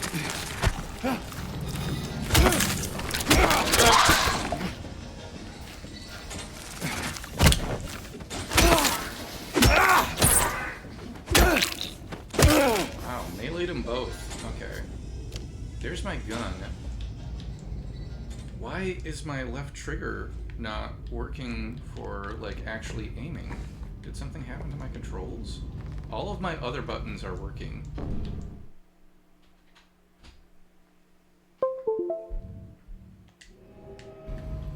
There we go. Okay, we're back in business. Okay, now that we've been fully taken out of the narrative of the game, by me having to do with technical issues that I may end up editing out of the final version of this video, let's get some health. Okay. I did drop the controller at one point, and that might have done it. So what the heck is a Mandarin? What the heck is a Mandarin in this context? So it is. I'm trying to compare it to. It looks. It is a humanoid figure with 2 legs and almost like a. Like if you picture the nurses and then cut it off at the torso, or the top part of the torso, instead of it being the nurse torso, like it's still got the kind of like dress on the lower legs. The upper half is like just kind of like an apron-y type thing. It has a weird looking head that's like the flesh lips, and then its arms are these big swinging things, like pendulum type things that are also have flesh lips at the end of them. Yeah, Masahiro said he named them Mandarins because it looked like a particular Chinese written character. Okay, did I grab all the stuff I need to? Yeah, okay, so I'm bringing this over here. Is this where I came from? Oh, fuck. Oh, fuck. No, don't you drew me back out? I didn't know you could do that. Maybe I can stand in the doorway and yeah, there it is. You see the arms holding onto the grate. Yeah, and tentacles come out of the lips. So yeah, it's kind of like if you thought of someone like hanging from the high bar, except instead of a head, they've got this like appendage with a flesh lip mouth at the end of it, and then its arms were like big bludgeoning things with flesh lips at the end of it. I'm gonna grab some more. Okay, let's actually do a thing now.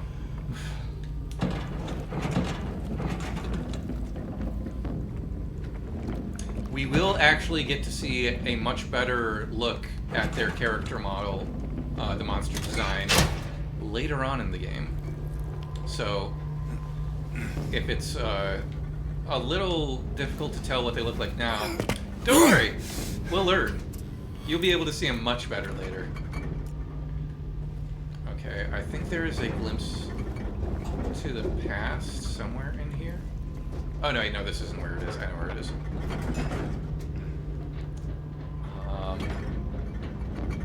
This might also be a reference to PT, where, like, after you see that hanging fridge, it starts swinging around and, like, rattling and stuff. Or it could be a reference to the cat jump scare in the original Silent Hill. Or it may just be its own thing. Not everything has to be a reference. But in any case, I don't like it.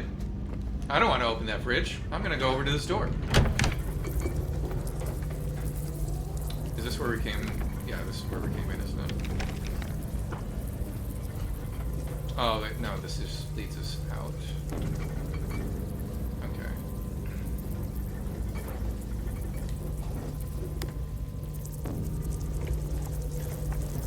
Yeah, we haven't been getting it. Okay. Yeah, we'll wait to go to that. We gotta open the fridge. Also, this apartment reminds me a little bit, I mean, most of the apartments in these games remind me a little bit of room 204 from Silent Hill 4. Content warning, disgusting stuff. Blah!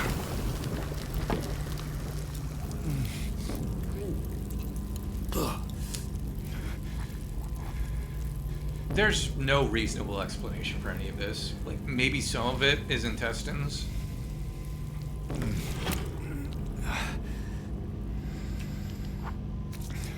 Content warning. Rancid vibes. Have you ever made a new band, Rancid Vibes? We're a Rancid cover band. But we play all of their songs on vibraphone. Fire starter, lighter fuel. So we've got lighter fuel, but in classic Silent Hill fashion, it's like, well, we still need other things. We need something to light the lighter fluid.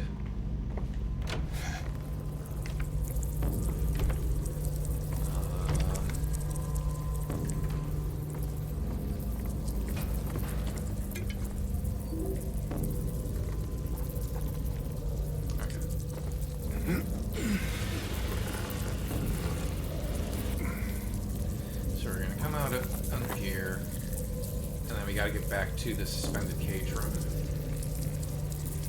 Explored everything here. Okay, so it's just run down the hall and take a right. It shouldn't be that hard.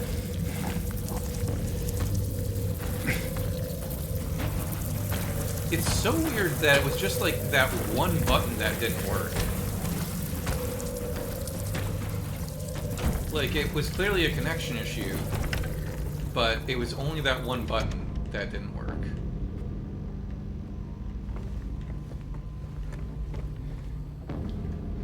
So this takes us back to... We didn't get the key for that yet, right?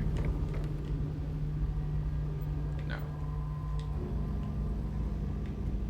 Oh yeah, I agree, Ahmad. The number of bugs is pretty excessive.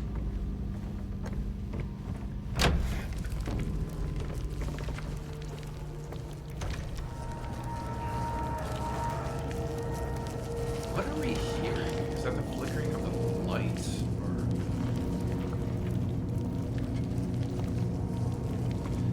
Let's go...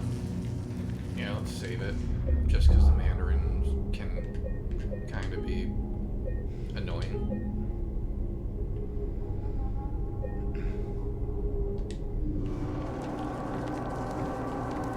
Yeah, I think I'm there too, Cleo. Like, of course it's just covered in bugs.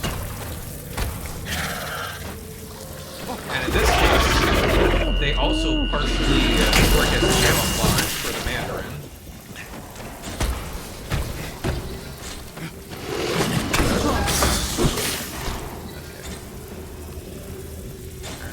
Where am I going? Blood on the wall. That's great. It's perfect. Just what I wanted to see. Oh, health. Nice. Can't read that book. Disappointing. And it's so dimly lit in this realm, too. This is one of the darkest areas in the game for some god-awful reason.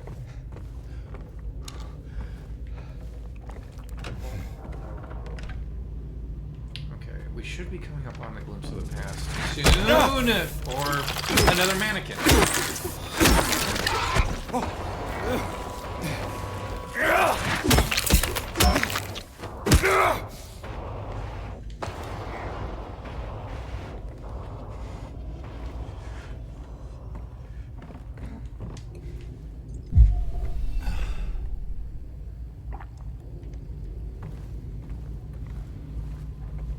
Oh yeah, Cleo. Yeah, the gamma cranked up high.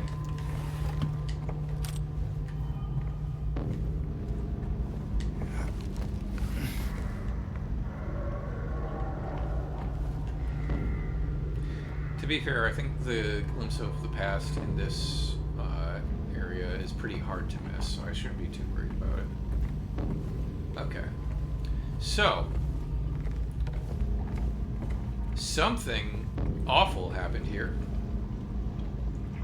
I don't know, maybe Pyramid Head tore this thing apart. I want to say no, because we'll see more references to Pyramid Head later.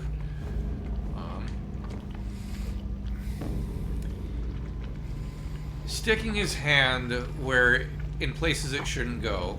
The James Sunderland story. His favorite pastime.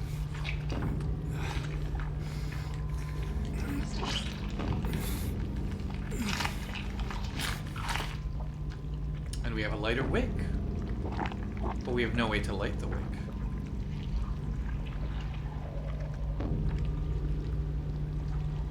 It just says wick on the box. I love it.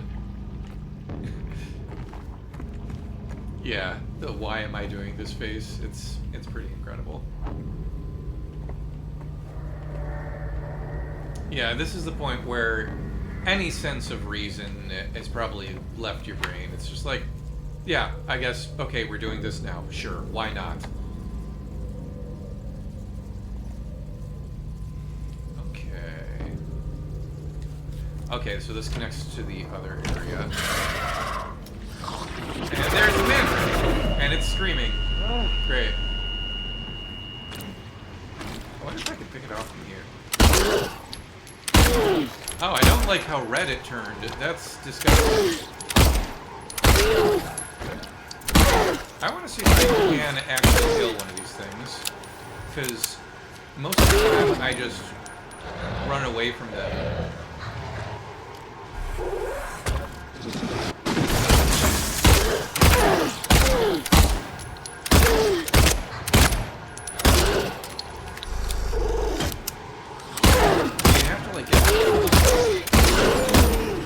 Okay. I think I dropped it at least. There's the other one.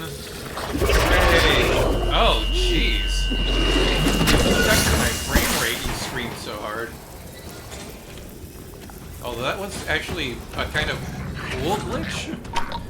Oh, fuck you.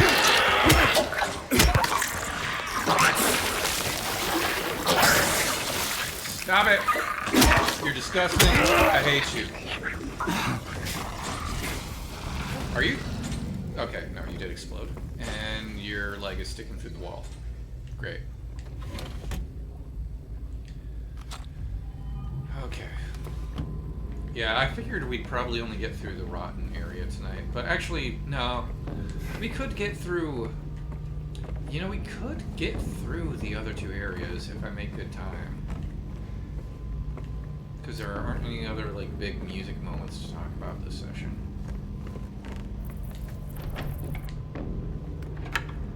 Okay, what haven't I explored? Okay. Is that a door then? Yes. Oh, jeez. Here's the glimpse of the past.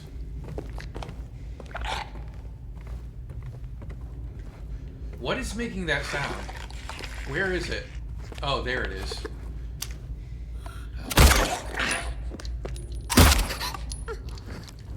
I had an awful thought for a moment that I was gonna find whatever was making that noise underneath the desk, and this is disgusting, but like maybe James was having some weird times at work. Oh my gosh. Because yeah, this is an office desk, a random office desk, and we're led to believe that it is James's because he was a clerk. That is his job. They don't specify what he was a clerk for. They just say he was a clerk.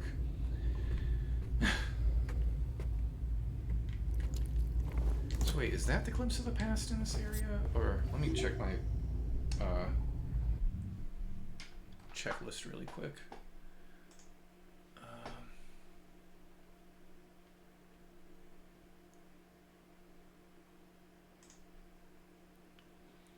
Glimpse of the past 22. From the suspended cage room, take the western path, and your immediate right will be a breakable wall.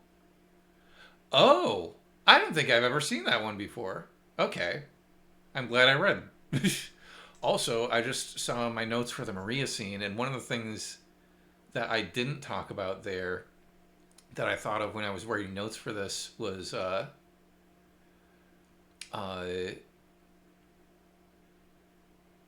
way she says the line, and this line is in both versions of the game, where James says, like, "Aren't you Maria? I'm not your Mary. So you are Maria. I am, if you want me to be." With all the other religious stuff in this game, I started to wonder if that was like a reference to like I am who am, or like the fact that like when someone says I am in the Bible, it's like a declarative, like, oh, that is who I am. Or not just that, but also thinking of Jesus before Pilate. Pilate asks him, "Are you the king of the Jews?" And Jesus says, "It's you that say that I am." And I was trying to like make some connection in my head about like, oh, is that something? Is that anything? I don't know. I might just be pulling stuff out of my ass, but it's still interesting to think about, as it is with most theorizing for this game. Okay.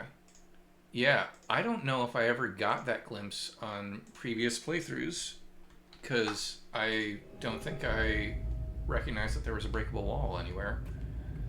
Okay, but we got the key to... Oh, but it might be in the area that I haven't gone to yet, because it's at the western hallway. Okay.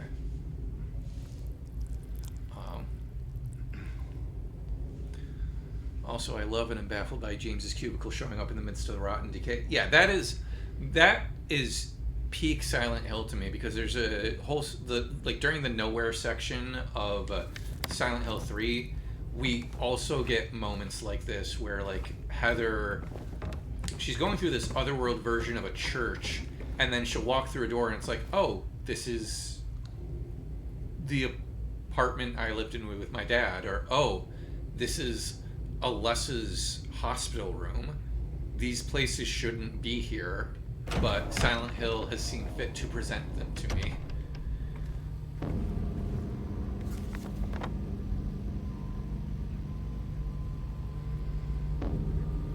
Yeah, and the way that James says the hell is obviously a like thing of recognition, like, what the fuck is my cubicle doing here? And yeah, there's the Made It strange photo where you see the little wastebasket with the trash, the balled up pieces of paper. Okay, where am I going? Going this way? No, other way. Okay. Unlock this door. This back out here. And then I just gotta go this way. Across. No, don't. Keep pulling me back. And that's a metaphor too, but not one I want to think about right now because I'm trying to survive.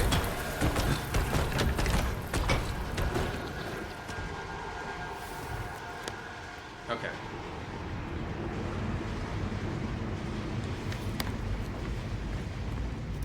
Let's go over to this locked door and see what's behind it.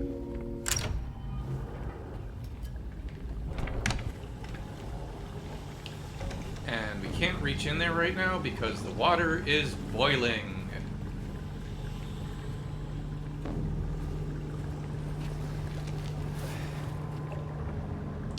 And we got a narrow passageway. This almost looks like a... This feels very backrooms. As does a lot of stuff in Silent Hill.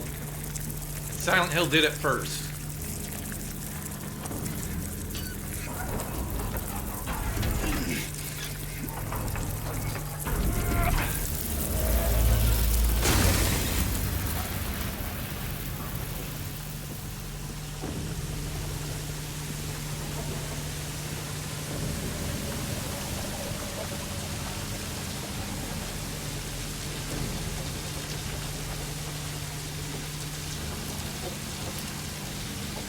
And we got a broken lighter. Now we can light the friggin' thing on fire, but there's still stuff to explore. We can't do that yet. There's a whole west area that I haven't explored. I turn right.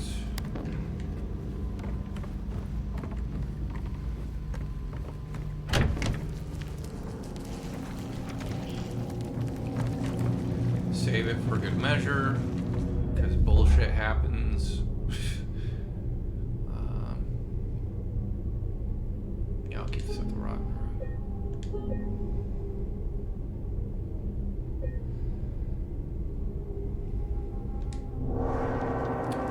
I think that's a good interpretation of Mott. Mott says, with the rot it made me think the made it caption was sarcastic and James sees his job as a waste. Yeah. Now, it's interesting that it manifests at all, but yeah, I guess it's another look at where I wish I wasn't so worried about the Mandarin and I could focus on where that blood might be coming from and going to, and if that means anything or if it's just a way to kind of like give the player I fucking hate this. Oh my gosh. That's why I hate this section so much, is because they scream and then it's like unavoidable tentacle. Unavoidable tentacle!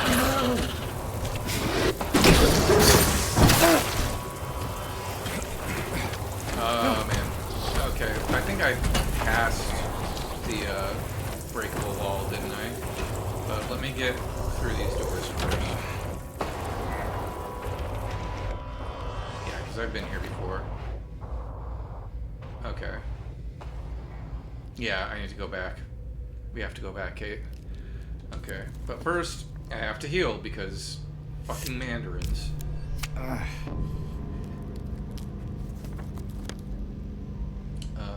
that's not the way I want to go. Back through these doors. Go back out to the square area and take a left. And it was... The western path to your immediate right will be a breakable wall. Okay, so I just gotta get... I might just go straight through the thing and... Yeah, okay. And we're running. And we're running. Climbing. And we're running. Dodging.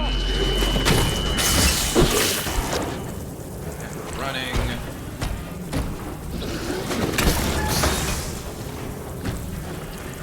This door, this will be quicker. here. And they said there's a breakable wall to my immediate right. Over here, I see. Come on, James. Come on, James. Come on. Okay, so I'm pretty sure I have never... Well, you better not pull me back into that fucking room, you Mandarin. Jeez. Stay away. I'm pretty sure I've never been in this room, and I have never seen this glimpse of the past. But now I recognize what it is a reference to. Oh, ammo. We love to see it. Yeah, this is what the noose puzzle looked like in the original version of the Labyrinth, where there were these two rooms on opposite sides of the hallway. One of them had 6 nooses in it, and one of them had the like little poems for each of the convicts that you had to decide who was the most innocent. And both rooms had graded floors and walls like this. So that's cool. I haven't seen this one before. Okay. Now I just need to make it back to the suspended cage.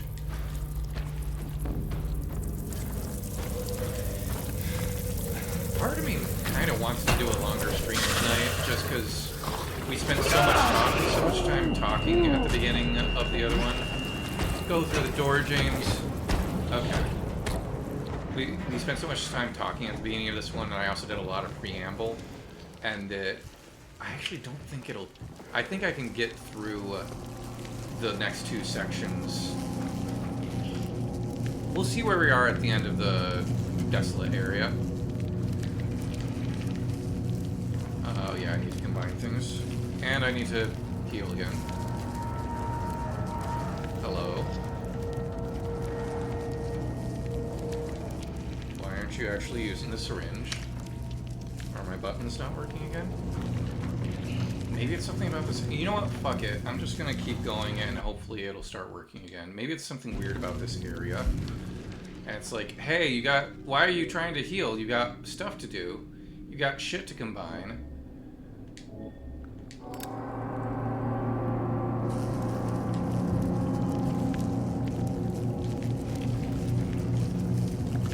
Well, I'm at least at full health now.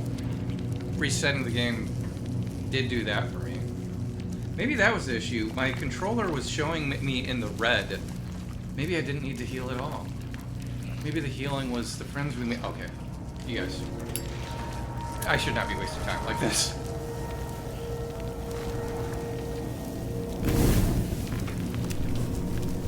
Because despite having a chainsaw, we had to set this thing on fire in order to drop it.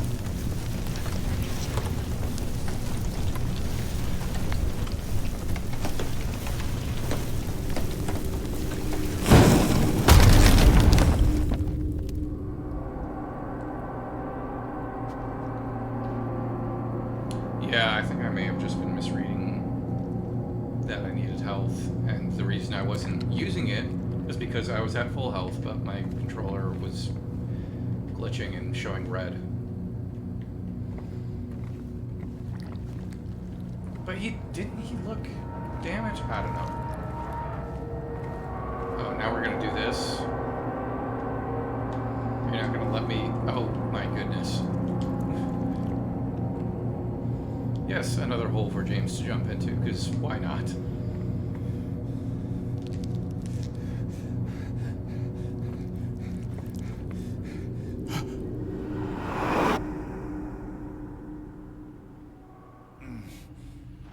Yeah, I think I'm going to push through to the end of the Labyrinth tonight, and I'll just edit out a bunch of the early stuff when I upload the VOD to YouTube, just because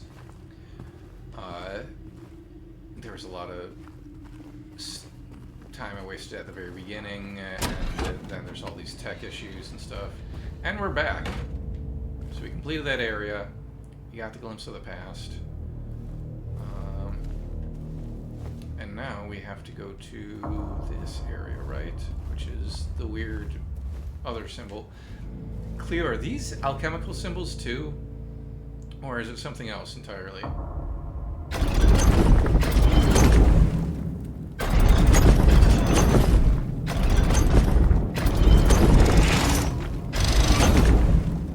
Okay, so this is the one we need, but we need it.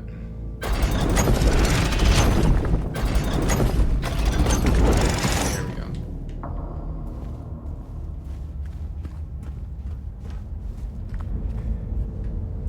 More weird Asherness.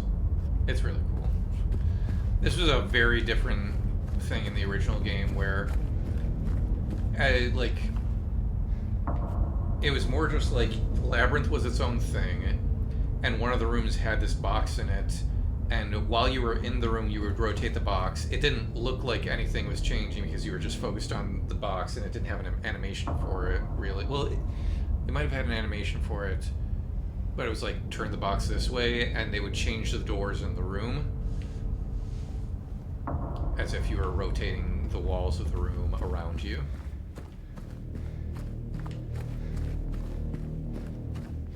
And now we're in the Desolate Area.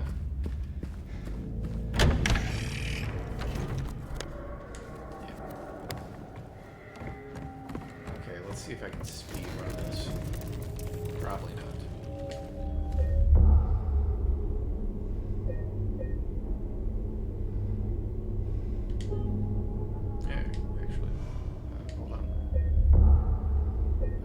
That's right.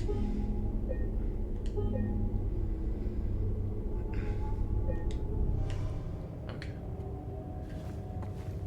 So we need the other side of that. I remember getting turned around a few times in this area, but I think I have a better sense of direction for it now. Again, having run around it so many times. And look what we have here. A big gash in the wall, as if created by a great knife, perhaps? Whatever could that mean?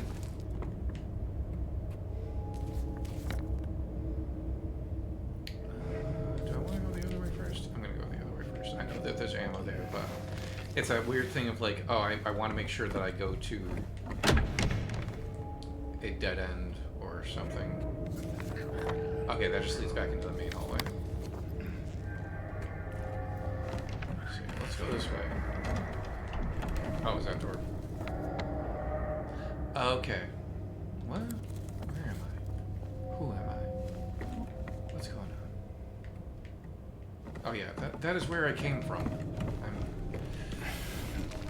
I was just saying how like, oh, I won't get turned around in here. The Labyrinth is designed to get you turned around. I shouldn't feel too bad. I just want to try and get this stream done at a reasonable hour. Thank you all for hanging out and bearing with me as I figure out all these technical woes and shit. Got a bed. Beds. I mean, we know what beds mean in this game. Oh, Cleo. Cleo, I gotta tell you, like, every time you're like, oh, I did it without using the map, I'm like, Cleo, just use the map. It's okay to use the map.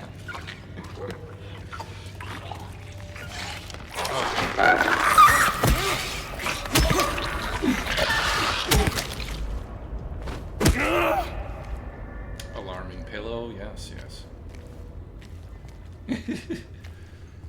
And those were 1,037 useful times, Cleo. I don't think you get an achievement for not using the map. Maybe you do.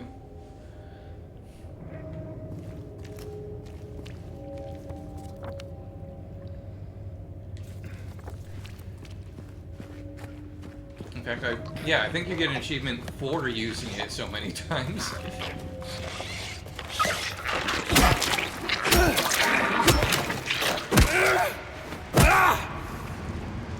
See, you guys crawling around on the ground is actually the way I like to see it, because you're so much less threatening. Okay. Okay. let's go back first because I know we need to go to the ladder. I want to get ammo, and then we'll see what's on the other side there. I know there's a strange photo in this area, but I'm already missing one of the strange photos, so I'm not super concerned about getting it. Yeah, this like the area design in this game, in all these areas, is very cool. This area, I always feel like the architecture makes me think of that kind of like historical American style of architecture that you get from like the prison and from some of the buildings on the surface, like the post office.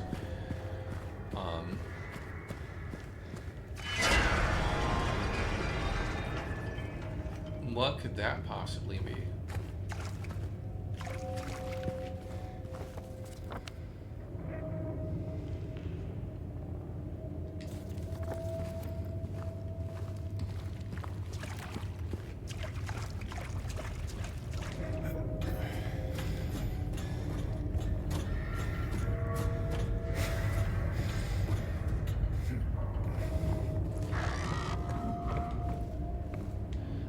Gotta find a way to get those off of there. More ominous slices in the wall. A scream.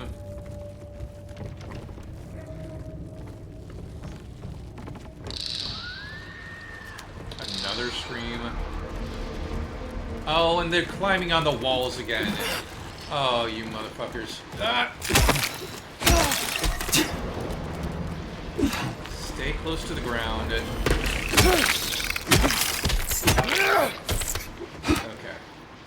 Did I get you? I did.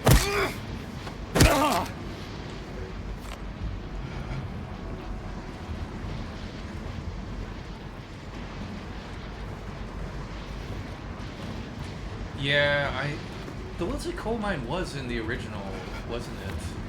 Because I was going to say, oh, well, most of the mining stuff came from the movie, but I think the Wilson coal mine was a thing from the original, which is why, like, up until very recently, they were always just like, oh, well, Silent Hill is just kind of ambiguously in the Northeast. But now they're just like, yeah, I guess. Oh, come on. You waited until. Oh. You waited specifically for me to open my map to do your thing. My goodness. They don't care. They don't care if you're eating. How rude. Oh, and then we got this curved hallway. Hello. I see you this time. Oh, you can actually see the ceiling in this area. They're still abnormally tall.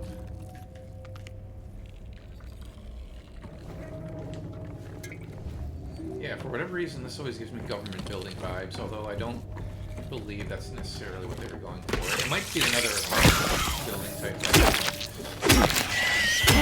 See, the thing about jumping at me, though, is then it makes you a lot easier to hit, because now you're in my proximity. Okay. Yeah, we're going in the right direction. Health.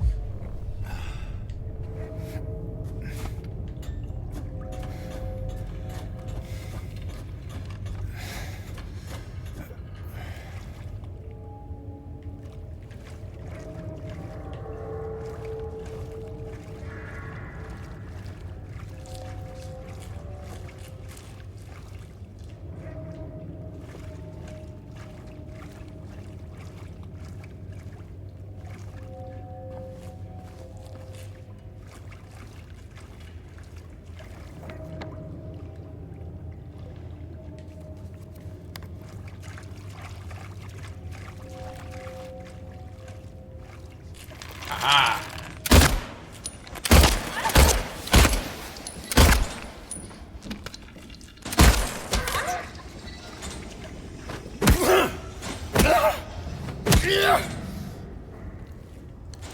The totally. I keep thinking of the grain pool. Yeah, I like that idea.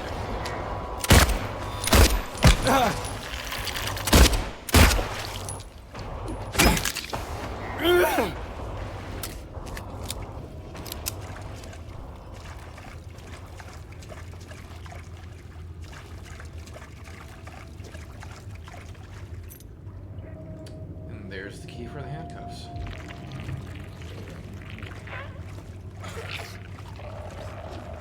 What's happening in there? Well, we can't find out from this side. That goes back to... Yeah, so that ramp goes back around here. I think that door is going to be locked in the same way that this one was. These are basically our, like, hey, you made it to the next section checkpoint doors. So that we can more easily get back to other areas.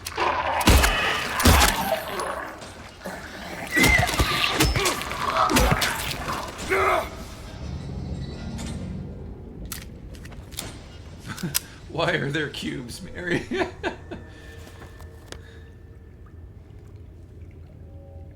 Okay. Where was the... No, that's not what I need. No.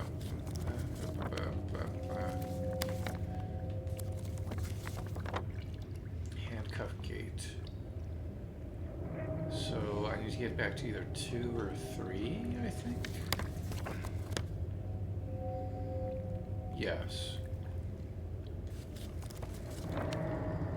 Or 1 or 3. Oh, man. Okay, is something out there? It sounds like something might be out there, but that might just be ambient noise. Okay, I can just go down this hallway, go up 1, and I'll be in the right place.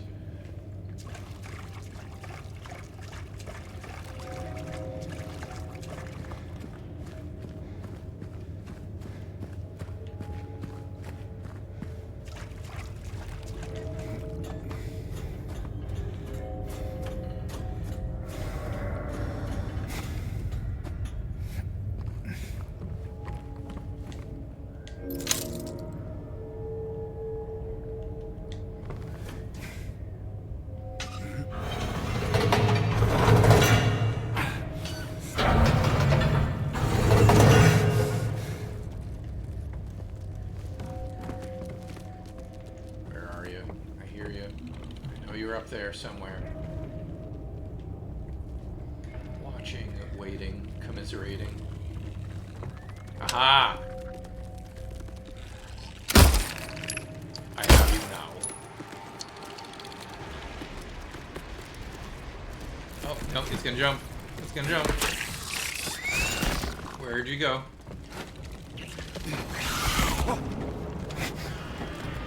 Aha! Stay. Gotcha. It's like getting a mosquito off a wall or something. There's another one.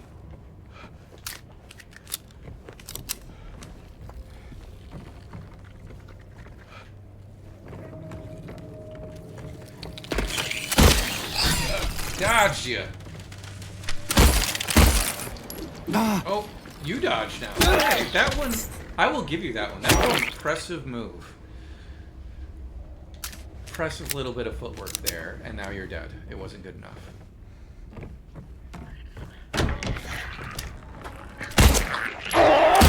Don't you dare! Don't you do it!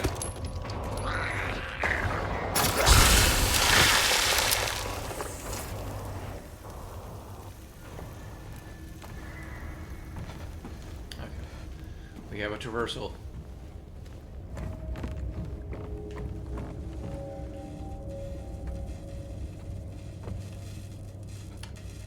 And that's where we need to get the wire cutters.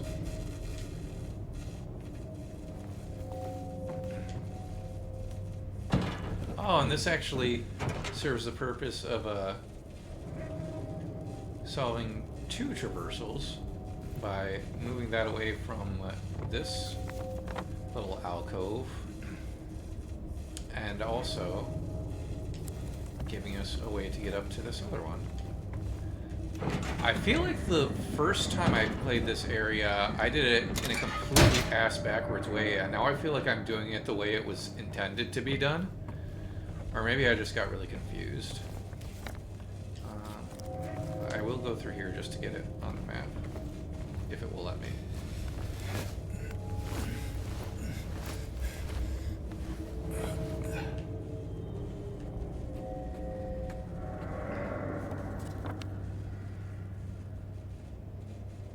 Okay. Yeah, because I didn't come down all the way. Well, okay. Health drink. That's great. That's great.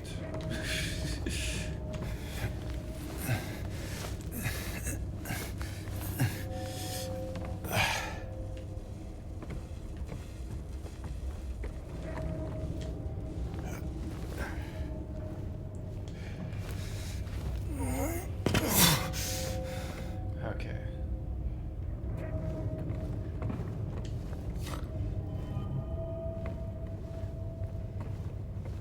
There's also all this, like, these outlines of areas where, like, oh, furniture must have been there, which is a really interesting artistic choice to make.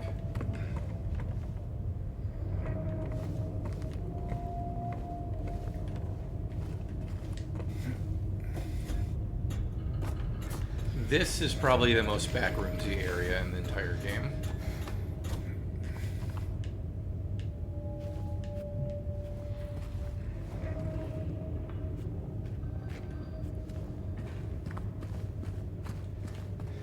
So we'll unlock that. So we can get back easily.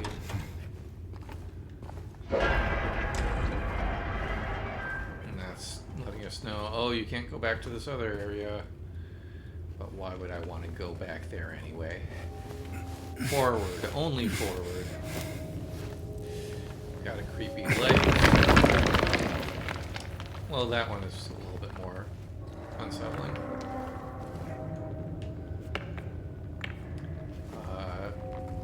But yeah, there's a ladder over on the other side of this, and we need those wire cutters to get through the fence.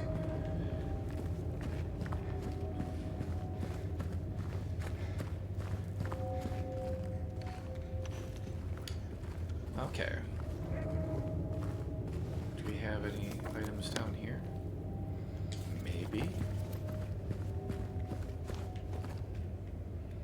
Yeah. Ammo. Okay. Why aren't you fully forming that hallway when you're halfway into it? Okay. We're coming up on an area. And I'm sure everything will be fine in here. And oh fuck, it's Pyramid Head out of nowhere. Oh shit, I need to actually focus on playing the game rather than goosing the tension.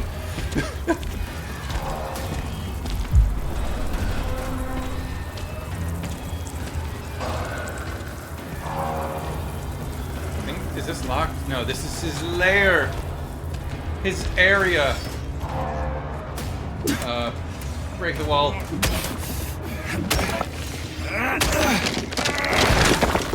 Go through.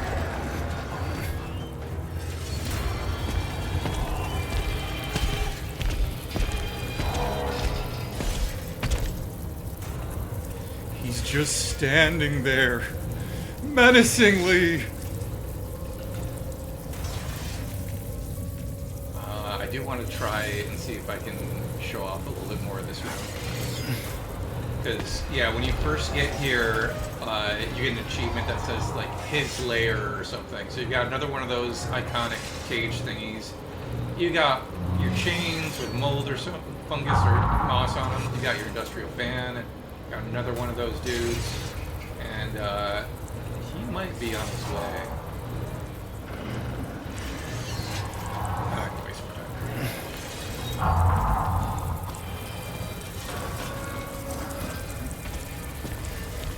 They're not mannequins, actually. It looks like they have, like, they look closer to the armless, the flying figures. But they look just like kind of nondescript bodies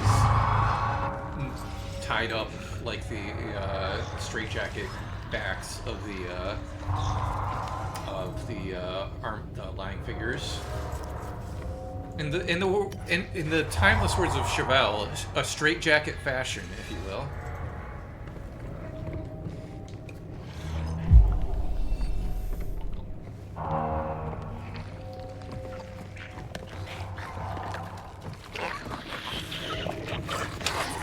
There's a lot of baddies here.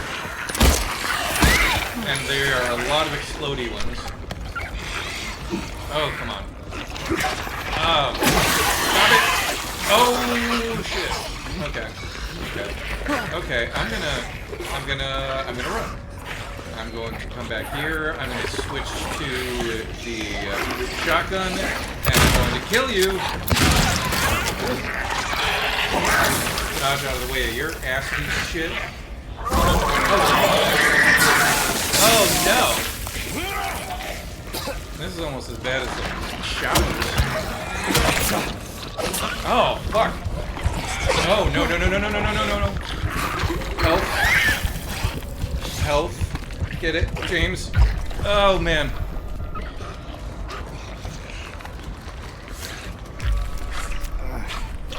Okay. Back to the shotgun. We're gonna take these out. Oh, I can just hit you. No. Oh, stay still. Jeez. Okay. And there's still a nurse back there. At least one. Nothing there. Okay. What am I up here for? Mary, why are the ceilings so high?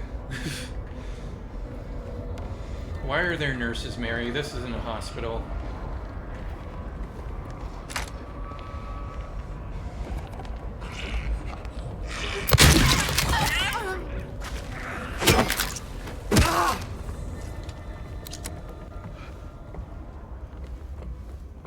Okay, yeah. You gotta see the blood pool. Otherwise, you'll never know for certain.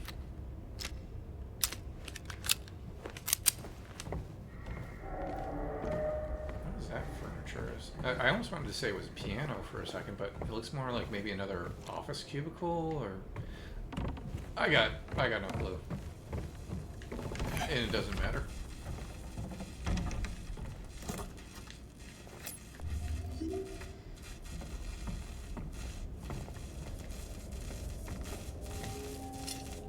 That's safe.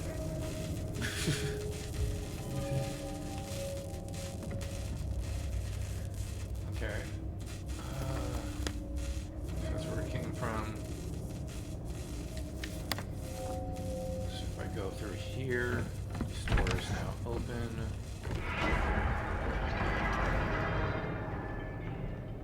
Hey, Redhead's pissed. He's on the move.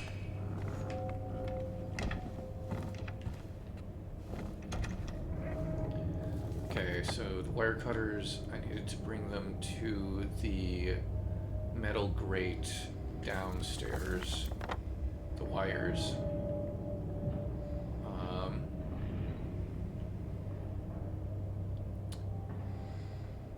So I need to get back to 5, don't I? Back to his realm.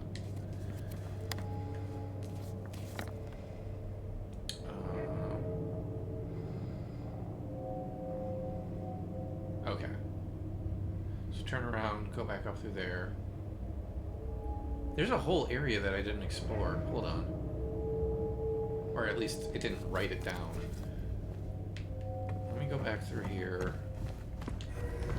That might be where the strange photo is, for all I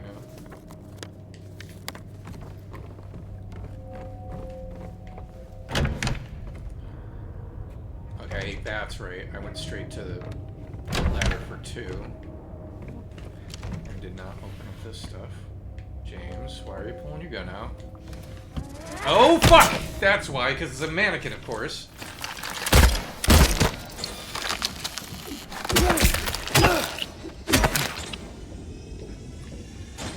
It's been a while since I played this game. My reflexes are bad. My sixth sense for when the things are in the area is non-existent. The comic timing was good.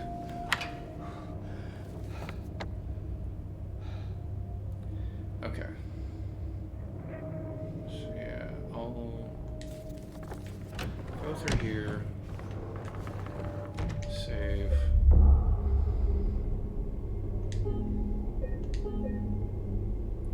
It can be really, really funny. I mean, this is the thing, is like, you have to accept that there are things that, there are absurdities that can happen. That is not where I want to go.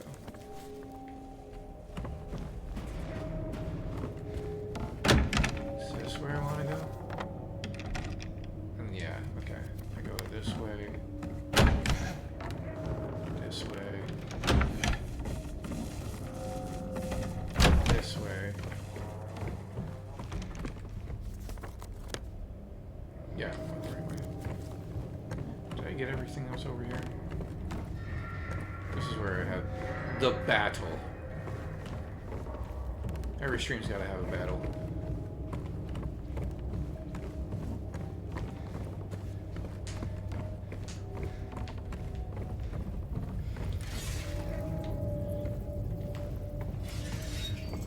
This will take us back to Head's home. I do not like the sound of that scraping metal.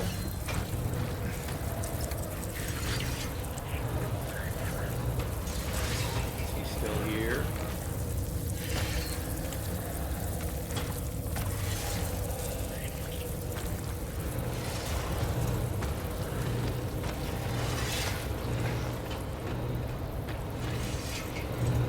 Oh, it's the sound of a fan. Okay, I'm gonna go out and take a left, I guess. Oh!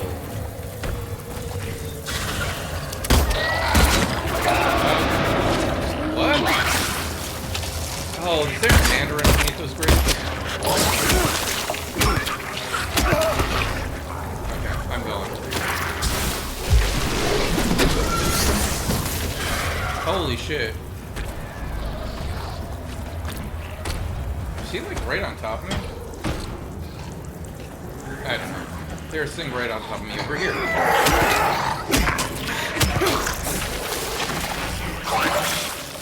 Fucking it. Hell. Oh, I should have. What can you do? What can you do when you haven't played the game in a month?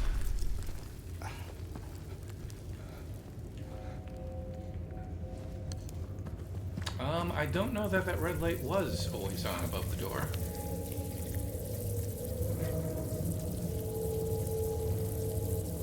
Oh, it looks like there's just like a little alcove I didn't check out. I gotta go back and check that out. Pyramid Head be damned. Oh, but the Mandarin. Fucking.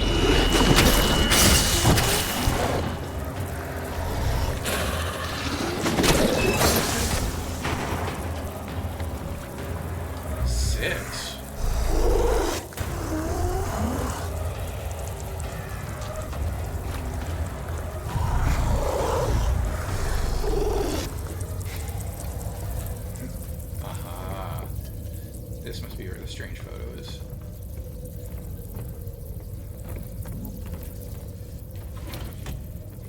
Or at least some supplies? Maybe? You gotta be kidding me.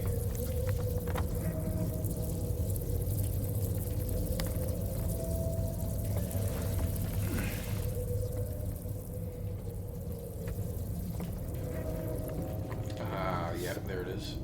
Whole world ahead of us. There we go. That's what I like to see. Okay. This wasn't a complete waste of time.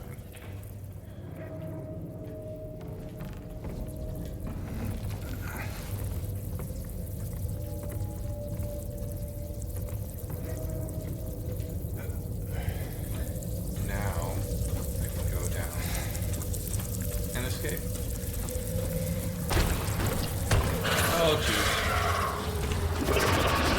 on, don't scream, please don't scream at me.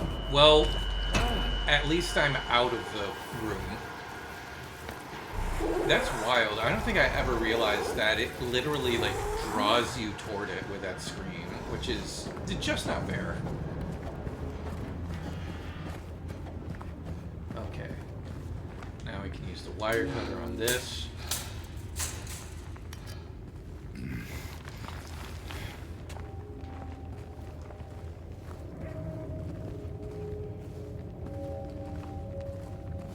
And as we climb down this, I want you to take a good look at this right here and remember what it looks like. Because when we get on the ladder, it's going to look a little different. Save. There he is. He's just there.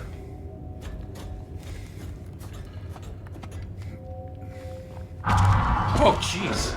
I didn't know he would do that if he came back up.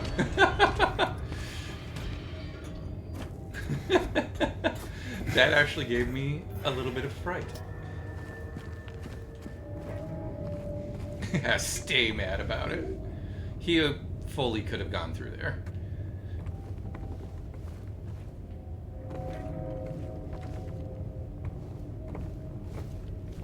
If we could get through the fence with wire cutters, he could have made a bigger hole for himself with the great knife. Yeah, that's a nice little moment that I loved the first time I played, where it's like, and that's what I love about, like, the jump scares in this game, is they're not like, oh, we threw something in your face like Five Nights at Freddy's. It's like, oh no, he's just there, and nope, he's out of view. Just keep going down that ladder. Nothing to see here. Okay, yeah, we're done with the Desolate room. I could save, like, stop here and call it. Maybe it would be good to call it, because otherwise that means, like, I'll be starting next stream with the Eddie fight, wouldn't it be? Maybe pacing wise it would be better to end right here.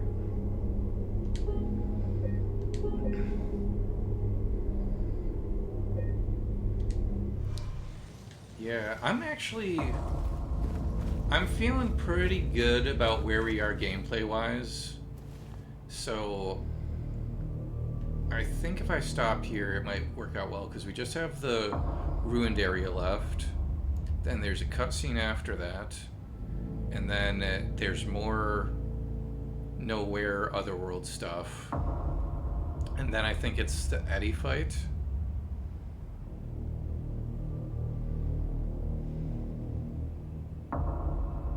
Okay, yeah. I think it's a good place to call it. Oh, do I want to check on Maria? Yeah, we'll check on Maria. See how she's doing. Still humming Promise.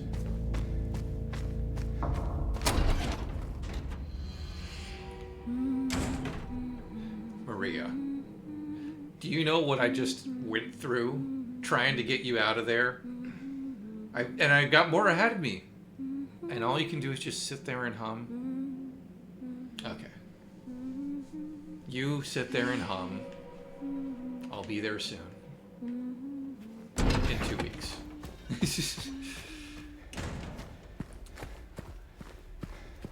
But anyway, can you, like, you can't interact with her at all, right?